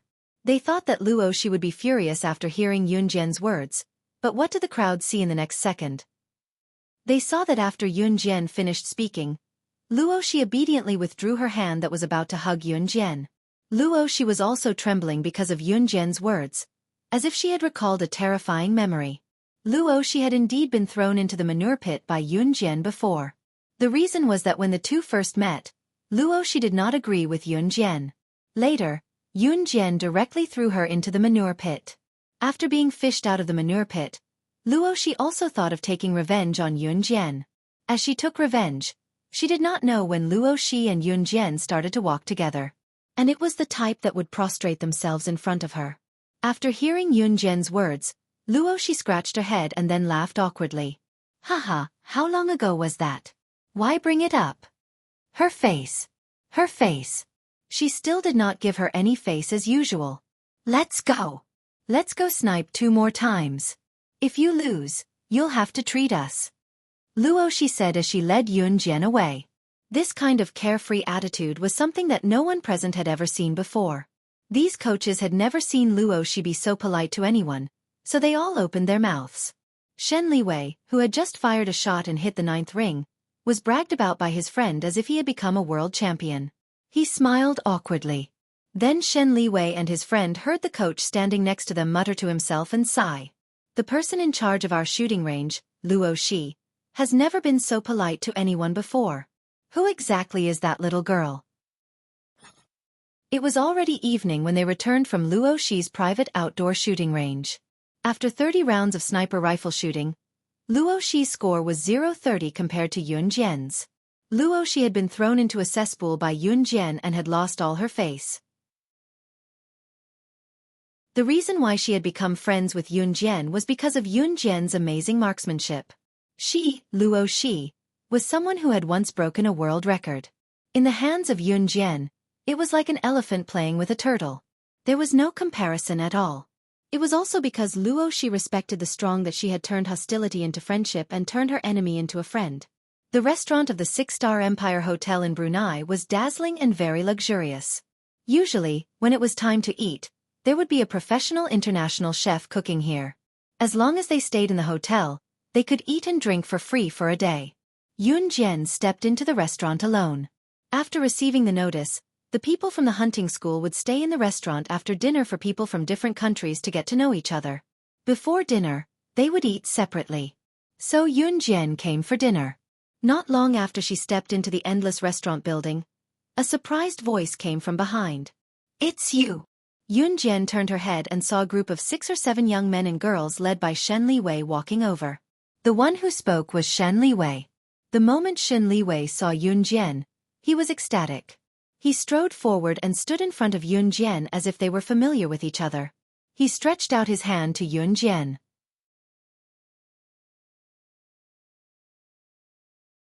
Chapter 1855. Shen Li Wei was the child of a rich family, which meant that he was a young master. He usually liked to show off in front of the girls. The young masters of rich families usually placed a lot of importance on their own face. For rich people like them, face was the most important thing. And Yun Jian's strength made Shen Liwei and the others worship her. The reason why Shen Liwei ran over to stop Yun Jian was because of Yun Jian's amazing strength. No one wanted to make friends with the weak and join forces with the strong. As long as someone was at a higher level, they would rarely take the initiative to make friends with people who were much lower than them. But if they met someone who was at a higher level than them, they would be like Shen Liwei towards Yun Jian.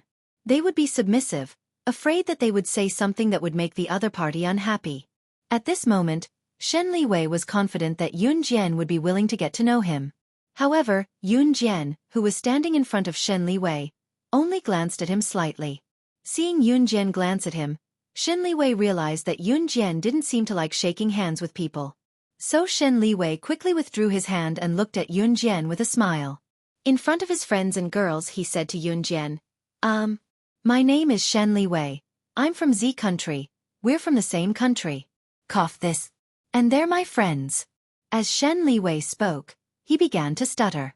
Later on, he was stared at by Yun Jian for a long time, and his face actually turned red. It wasn't because Shen Liwei had a good impression of Yun Jian that he blushed. It was because Yun Jian's strength just now made Shen Liwei have the impulse to treat Yun Jian as his idol. In front of his idol, Shen Liwei began to stutter. Although Shen Liwei usually liked to show off in front of his friends, this was all forced out. Especially for someone like Shen Liwei, who was the richest in front of his friends, he had to learn some powerful skills to show off. When Shen Liwei was holding a real gun and shooting, he was actually panicking and didn't know how to move. But the friends around him were all shouting for him to hit the 10 points, which made Shen Liwei even more flustered. When he hit the 9th ring, Liwei Shen heaved a sigh of relief, and then felt a little smug. This was a normal reaction for young people. For example, in school, if you were to get first place in an exam, you would probably have to look at your classmates with your nose in the air. When he saw Yun Jian just now, Shen Liwei felt as if he had seen his idol. He saw what he wanted to be like. Therefore, when he saw Yun Jian in the restaurant, Shen Liwei ran over without thinking and called out to Yun Jian. Yun Jian raised her eyes slightly to glance at Shen Liwei, then moved her feet. Just as she was about to walk towards the dining hall, a young girl in her early 20s standing beside Shen Liwei shouted at Yun Jian. You're amazing. So can you teach us how to shoot? We will be grateful to you. If you don't want to, you can name a price. We can afford it. I'm Meng Tian. Shen Liwei wasn't the only one who thought so. The few people standing beside him also thought so. Yun Jian was so powerful. If they could get Yun Jian to teach them her skills, wouldn't they become super powerful people when they returned? Shen Liwei and Meng Tian trembled with excitement just thinking about this. Yun Jian narrowed her eyes.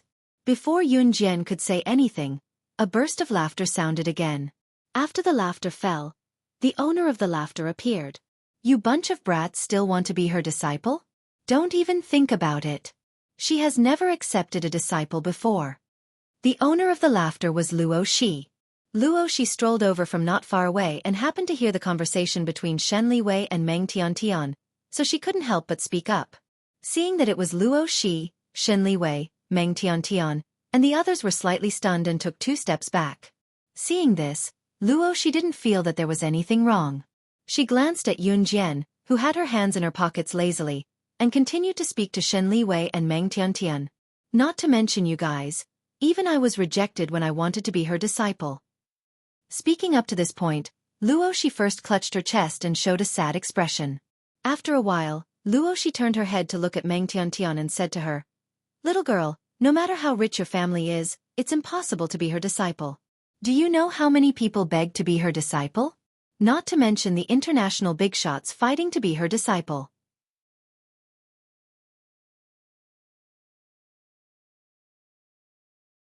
Chapter 1856. As soon as Luo Shi said that, Meng Tian, the girl who had asked Yun Jian to name a price to learn Yun Jian's skills, was dumbfounded. You're saying, someone converted $5 billion into cash and hired nearly 100 trucks to load the cash onto them and send it to her to be her disciple? Luo Shi's words made Shen Liwei's jaw drop. Disbelief was written all over his face, but Shen Liwei still blurted out the seemingly impossible words with a shudder. Meng Tiantian was stunned as well. She had just asked Yun Jian to name a price. Her family did not have that much money. That's right. The scene back then was sensational. I've never seen such a sensational scene in my life. The money was like a drizzle falling from the sky. As long as she agreed, it was all hers. In the end, the person loaded the money onto nearly 100 trucks and sent it to her personally, scaring the neighbors. All she had to do was say, "How little, how embarrassing." Throw it out. And all the money was sent back. She clicked her tongue as she recalled hearing Yun Jian reject someone who had offered $5 billion to be her disciple. These words caused Shen Li and Meng Tiantian to be stunned. The expressions on their faces changed from their mouths to their mouths wide open, then closing them again. They were so shocked that their eyes were wide open, like fish spitting bubbles in the water. That's why, if she takes anyone as her disciple in this lifetime, I'll immediately acknowledge that disciple as my master. I'll treat her like an ancestor and serve her. I'll have no complaints. If you spout nonsense, I, Luo Shi, will be struck by lightning and die a horrible death. Luo Shi was certain that Yun Jian would never take in a disciple in this lifetime. There were so many good seedlings in the world, but Yun Jian did not even spare them a glance. She did not even bat an eye when someone sent nearly 100 trucks worth of cash to Yun Jian. She would take in a disciple? Bull *T. Even if the sky fell, it would not be possible. Country Z. Zhe Province's Longmen City welcomes you. Since Luo Shi had boasted so much, Yun Jian would feel embarrassed if she didn't say anything. Just as Luo Shi was talking with relish, Yun Jian's voice came faintly, which made Luo Shi suddenly stunned. What do you mean by that? Luo Shi suddenly had a bad feeling. This kind of premonition was called not being able to keep the words that came out of one's mouth. One had to pay the price for one's words.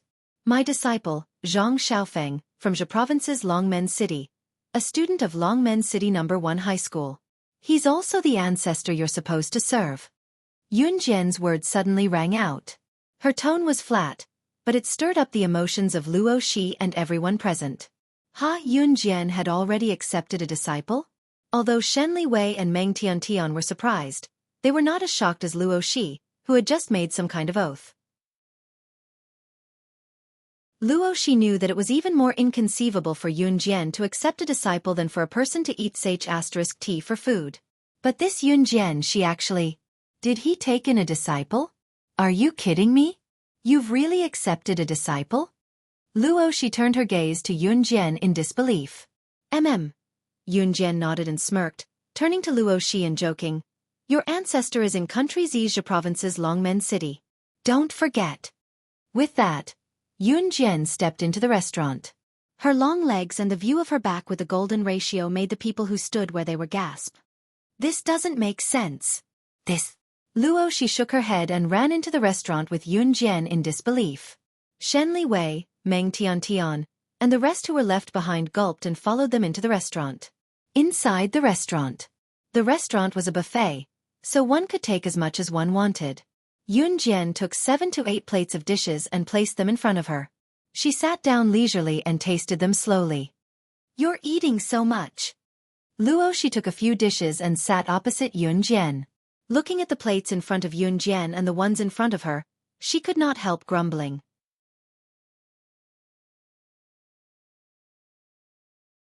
Chapter 1857. Luo Shi pursed her lips at her words. Although Luo Shi looked young and was only in her 20s, she was already 30 years old. She was already past the point of puberty. Luo Shi was at the age where she would gain weight easily, so she had to maintain her slim figure. Yun Jian took 7 to 8 plates, each one filled to the brim. Luo Shi was envious of how she ate without restraint. She would not gain weight no matter how much she ate. Yun Jian ate so much and she had a reason to say that she was still growing. Luo Shi pursed her lips and buried her head in her food. Right, what are you doing in Dubai this time? For fun. Coming to Brunei's 6-star Empire Hotel was indeed for fun. Yun Jian smirked faintly. All right, I won't ask you. I won't get anything out of you even if I did, Luo Shi said with a twitch of her lips. Don't forget that your ancestor is in Longmen City, Yun Jian reminded Luo Shi as she finished 3 to 4 plates of food in no time. Luo Shi was speechless. I'm sorry, I won't spout nonsense anymore. An Hun Group's headquarters. After Yun Jian left last time, everything in An Hun Group returned to normal. Lin Wei was still training assassins in An Hun Group's assassin training camp. Xue Ying was bullying Si Luo more and more now. One day, he even pinned Si Luo to the foot of the bed and nibbled on her for half an hour, saying that he was helping her avoid scumbags in the future. Si Luo was still young and did not know what this meant. She was bullied by Xue Ying for half a year. Other than being a little afraid of the scar on Xue Ying's neck, Si Luo did not mind Xue Ying touching her. Si Luo was naive and did not even know what it meant for a man to kiss her. Si Luo had been in An Hun Group for quite some time. Luo Mei had just been abducted by Mo Sen and was unfamiliar with the place. Now that Yun Jian had left, she did not even dare to step out of the house. The men and women in An Hun Group were all ferocious. Once, Luo Mei was surrounded by them when she went out for a stroll. They almost raped her, but Mo Sen arrived in time. The group was shot dead by Mo Sen on the spot. Luo Berry was so scared that her face turned green. After that, she didn't dare to go out. Somehow, Luo Berry got to know Si Luo. After the two of them got to know each other, they kept in touch every day. Rockberry did not live with Mawson. Mawson was very gentlemanly in this regard. He arranged an independent residence for her, but secretly protected her. On the other hand, Si Luo was tied up by Xue Ying.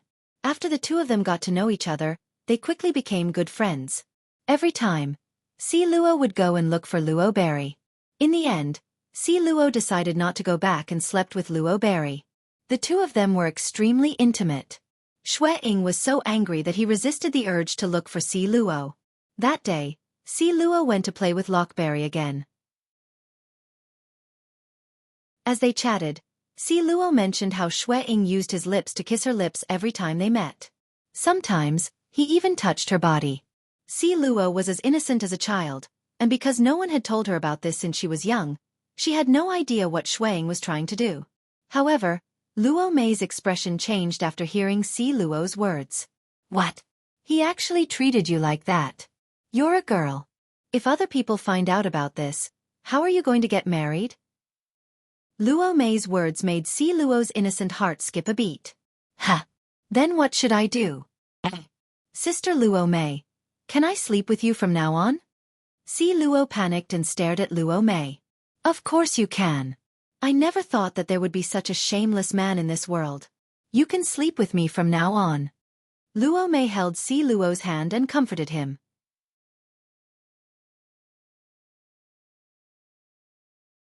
Chapter 1858. Once he reached Mo Sen, Xue Ying went straight to the point. The woman you brought back kidnapped my woman. What's going on? Mo Sen glanced at Xue Ying. At that moment, Luo Berry was comforting Si Luo. Si Luo said that Xue Ying wanted to do intimate things with her every day. So Luo Berry understood that Xue Ying was forcing Si Luo to do intimate things. It was Luo Berry's first time hearing about this. She blushed at the mention of it, but she still told Si Luo what she knew. Did you guys use any protection? What protection? Si Luo had no idea that Luo Berry had misunderstood that Xue Ying was already having sex with her, so she asked in a silly manner. Of course not. That's too much. What if you get pregnant? Luo Berry said angrily. What's pregnant? Si Luo asked innocently. It means that you have a baby in your stomach. Luo Berry explained. Ha! Then, what should I do? Si Luo's face turned green. 30 minutes later, Xue Ying brought Mo Sen to Luo Berry's place. What he saw was his wife crying on Luo Berry's body. Si Luo's eyes were red and swollen when he looked up at Xue Ying. It was obvious that he had been crying for a while. Most importantly, Si Luo shrunk back in fear when he saw Lu Sheng. Si Luo was no longer afraid of him, but he shrunk back again. Xue Ying almost vomited blood when he saw this. He walked over and grabbed Si Luo's hand, dragging him out. Don't touch me. I don't want a baby. Si Luo shrunk back into Luo Berry's body. Xue Ying was speechless. Although he had bad intentions, he hadn't done it to her yet. How could he have a baby? Yun Jian didn't know what happened in an Hun organization. At that moment, Yun Jian had already finished 7 to 8 plates of food on her table. Are you pregnant? Eating so much. Yun Jian picked up a glass of water from the table. Just as she swallowed the water, Luo Shi suddenly teased her. After hearing this, Yun Jian spat out the water in her mouth. Fortunately, the food on the table had been swept clean, and the water did not splash on Luo Shi, but Luo Shi was still shocked. Yun Jian took out a tissue and wiped her mouth as if nothing had happened, but her face was slightly red. When he did it with her, he really didn't use any protection. Don't tell me I really got it. He only had sex with her a few hundred times. Cough, cough. After dinner, Luo Shi had something to do and left first. Yun Jian stood in the dining room and didn't leave. Shen Liwei and the others saw her and walked over. Shen Liwei and the others had just walked over when they saw a group of people entering the restaurant. Yun Jian narrowed her eyes when the group of people entered. The man in the lead only had one eye, and the other was a bloody mess. It looked like he had been blinded by a knife. It had been many years, but it still looked terrifying. This person could be recognized by his appearance.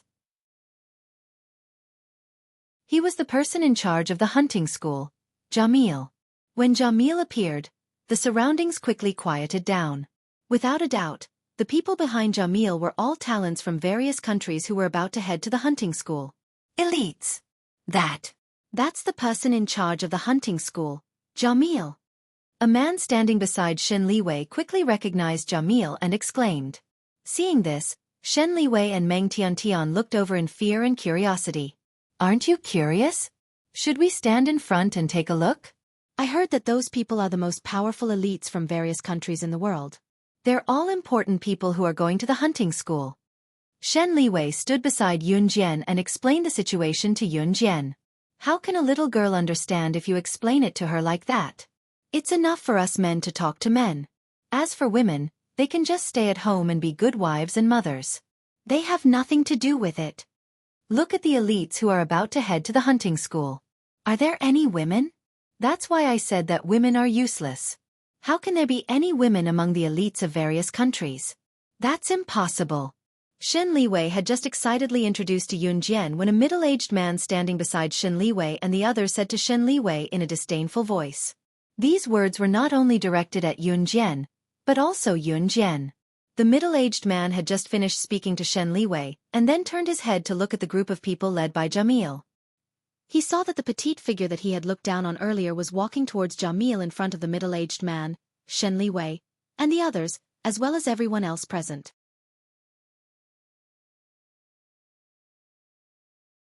Chapter 1859. Jamil also had a military position in Venezuela. The hunting school was not an invisible school, but a school that trained the best students carefully selected from various countries. But the biggest difference between the hunting school and the general military school was that the hunting school was known as the world-famous devil training. And entering the hunting school required signing a life and death agreement, because the death rate in the hunting school was extremely high. Any accidental casualties would be borne by their own country or the person. The hunting school was also a military school, so there was nothing wrong with Yun Jian using the military way to ask to join the team. Return to the team immediately. Jamil just glanced at Yun Jian, a little surprised that there was a girl in this year's hunting school. But Jamil did not pay much attention to Yun Jian.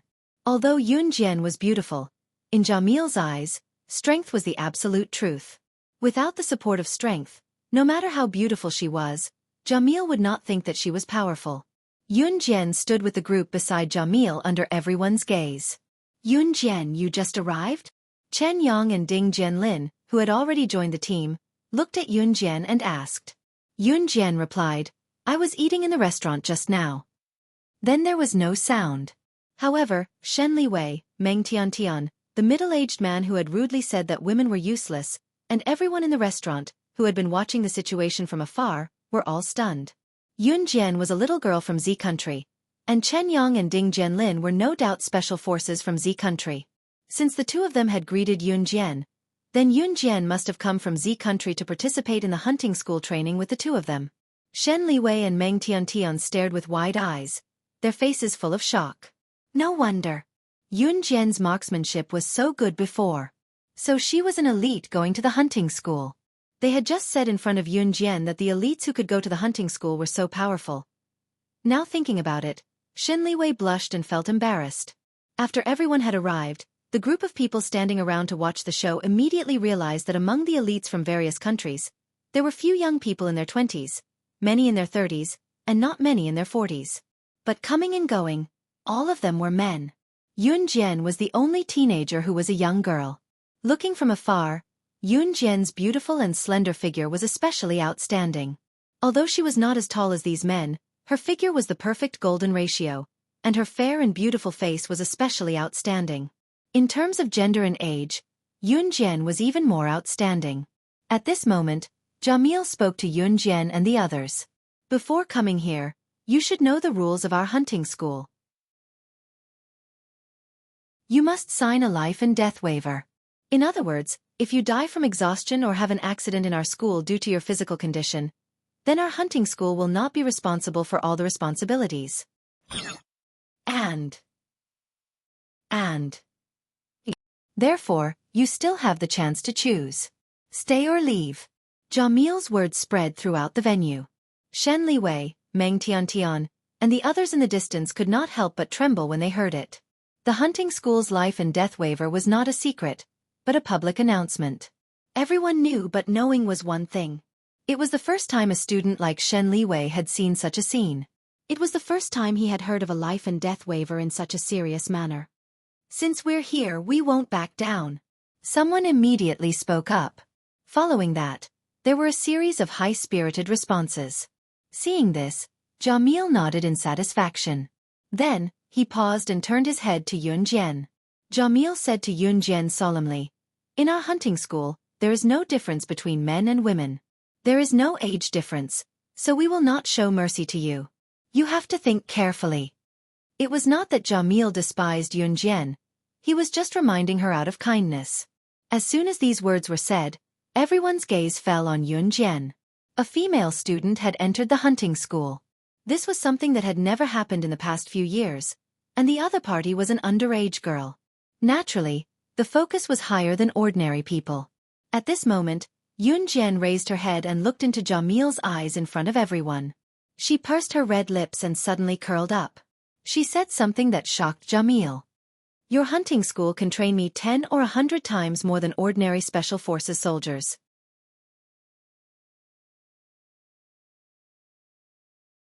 Chapter 1860.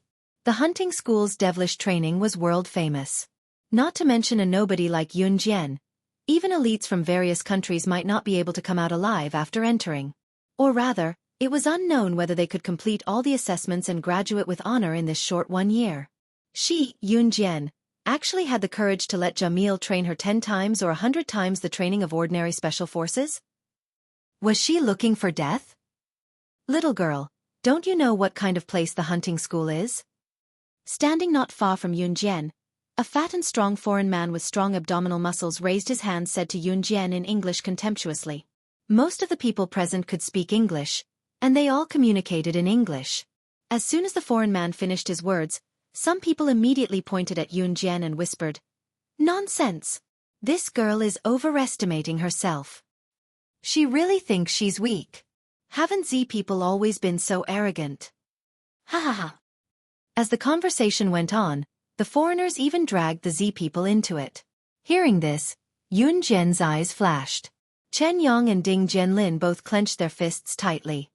"Shut up, all of you." Hearing this, Jamil's eyes flashed as he spoke sharply. After that, the surroundings immediately quieted down. Entering the hunting school, there is no distinction of nationality, gender, age, and origin. In the hunting school, your past achievements are not allowed to be mentioned. After entering the hunting school, the school will give you a number, and this random number will be your name. In the hunting school, it is forbidden to call each other's names directly, and it is not allowed to mock anyone like just now. Violators will be expelled from the hunting school. Jamil's words resounded word by word, so that everyone present could hear it clearly. Everyone had to change from their casual attitude to solemn. "Okay, let's disperse first. Pack and prepare your things in fighting spirit. 3 days later, gather at the entrance of the 6-star Empire Hotel in Brunei, and get ready to set off. The next year, it depends on whether you can survive. I hope that after a year, everyone can come out of the hunting school alive." Jamil added in a serious tone. However, everyone present knew that this was impossible. The death rate of the hunting school was right there. No matter how powerful the hunting school was, there would always be sacrifices. As for the path of the strong, if there were no sacrifices, how could it be paved into a wide road for the victors? An Hun's headquarters. Just as Xue Ying was about to drag Si Luo away, Si Luo suddenly said, "Don't touch me, sob sob, I don't want to have a baby." Sob sob sob. This made Xue Ying, who had always been against Si Luo and Luo Berry playing together every day and even sleeping together, speechless. When had he ever done anything to her that would make her pregnant? This is a lawful society. Even if this isn't country Z, you can't treat Si Luo like this. She's very pitiful, just like a child. Don't bully her just because she doesn't know anything. You're committing a crime. At this moment, Luo Berry's words suddenly rang out. Luo Berry's words were directed at Xue Ying. To put it bluntly, Luo Berry thought that Xue Ying had bullied Si Luo, so Luo Berry wanted to stand up for Si Luo. Committing a crime? Xue Ying grabbed Si Luo's hand and pulled Si Luo into his arms. He glanced sideways at Luo Berry and revealed a cold smile, as if he had heard the funniest joke in his life. Xue Ying turned his head and looked at Luo Berry ferociously. "I've bullied many people before. Do you want to try?" Xue Ying was talking about bullying this time, but it was different from bullying Si Luo. At this moment, Xue Ying was glaring at Luo Berry fiercely as he roared. Luo Berry was shocked by his roar. "Xue Ying!" At this moment, Emo Sen stood in front of Luo Berry and exchanged glances with Xue Ying. His expression was no less ferocious than Xue Ying's as he roared as well. Xue Ying took a look and was slightly taken aback. Then, he turned around and dragged Si Luo away. "Si Luo she." Luo Berry couldn't help but speak when she saw that Xue Ying still took Si Luo away. Luo Berry had just spoken when Emo Sen suddenly grabbed her hand. Emo Sen, who had never looked into Xue Ying's eyes before, pulled her into his embrace and moaned softly.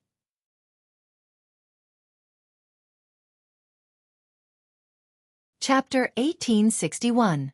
Being hugged by Emo Sen suddenly, Luo Berry trembled slightly. She awkwardly placed her hands in front of her chest. She did not know whether to put them down or hug Emo Sen back. To be honest, Emo Sen gave her the impression that he was calm and steady. It was as if he would always handle things calmly and steadily. But just now for her, he actually shouted back at Snow Eagle in such a loud voice. "Did I say something wrong?" Luo Berry lowered her head awkwardly and pursed her red lips. Then, she wanted to push Emo Sen away gently. As she pushed, Luo Berry whispered, "I'm sorry." Luo Berry wanted to push Emo Sen away, but unexpectedly, Emo Sen suddenly hugged her tightly in his arms and hugged her even tighter.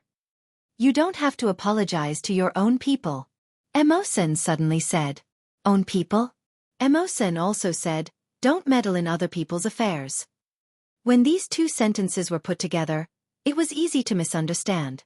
Could it be that in his heart, she was already one of his own people? Luo Berry shook her head and blushed slightly. She was a little shy. Luo Berry suddenly raised her head. She was about to speak, but unexpectedly, the moment she raised her head, Emo Sen was looking down. The height difference between Luo Berry and Emo Sen was not very big. Although Luo Berry was much shorter than Emo Senator, Luo Berry's height could reach Emo Sen's ears by a little. When she raised her head, Luo Berry actually had something to say to Emo Senator unexpectedly. The moment she raised her head, Luo Berry's eyes suddenly met Emo Sen's face, who was looking down at her. All of a sudden, she felt an ice-cold sensation on her lips, as well as the touch of soft lips. In the next breath, Luo Berry's eyes widened. She looked at Emo Sen's face that was magnified countless times in front of her eyes in shock. The moment she raised her head, Emo Sen happened to be looking down. In the unseen world, it was as if there was a red line that was pulling both of them. Luo Berry raised her head. She did not tiptoe and Emo Sen did not bend over. However, Emo Sen lowered his head to look at her. At this moment, Luo Berry suddenly raised her head. She could not stop in time. Her lips and Emo Sen's thin lips were pressed together. Just like that, the first kiss of their lives was gone in a blur. Blood Doll Organization. At this moment, Di Lin was holding Lang Mei down, continuing the 10 days and 10 nights he had promised last time. He was working towards 100 days and 100 nights. Ah, leader, my waist, I can't take it anymore, I'm so thirsty. Ah, I want to go to the kitchen and get a glass of water. Is that okay? Lang Mei was being pressed onto the floor by Di Lin. Lang Mei held Di Lin with both hands and wanted to move towards the bed. After a while, Lang Mei leaned against the side of the bed and was pinned down by Di Lin. Hearing Lang Mei's words, Di Lin was even more annoyed. Go to the kitchen and get a glass of water. And then left me? This caused Lang Mei to scream continuously. An hour later, Lang Mei lay on Di Lin's chest. She pouted, thinking about how to escape from Di Lin. Although her Di Lin had confessed to her, this made Lang Mei very happy. But after being captured these few days, she was pressed onto the bed by Di Lin every day to do naughty things. Her waist was about to break. I miss playing mahjong with Qing Yu and Gunyanji. She won every round and could make Qing Yu and Gunyanji wash her clothes every time. What are you thinking about? Di Lin asked when he saw Lang Mei spacing out.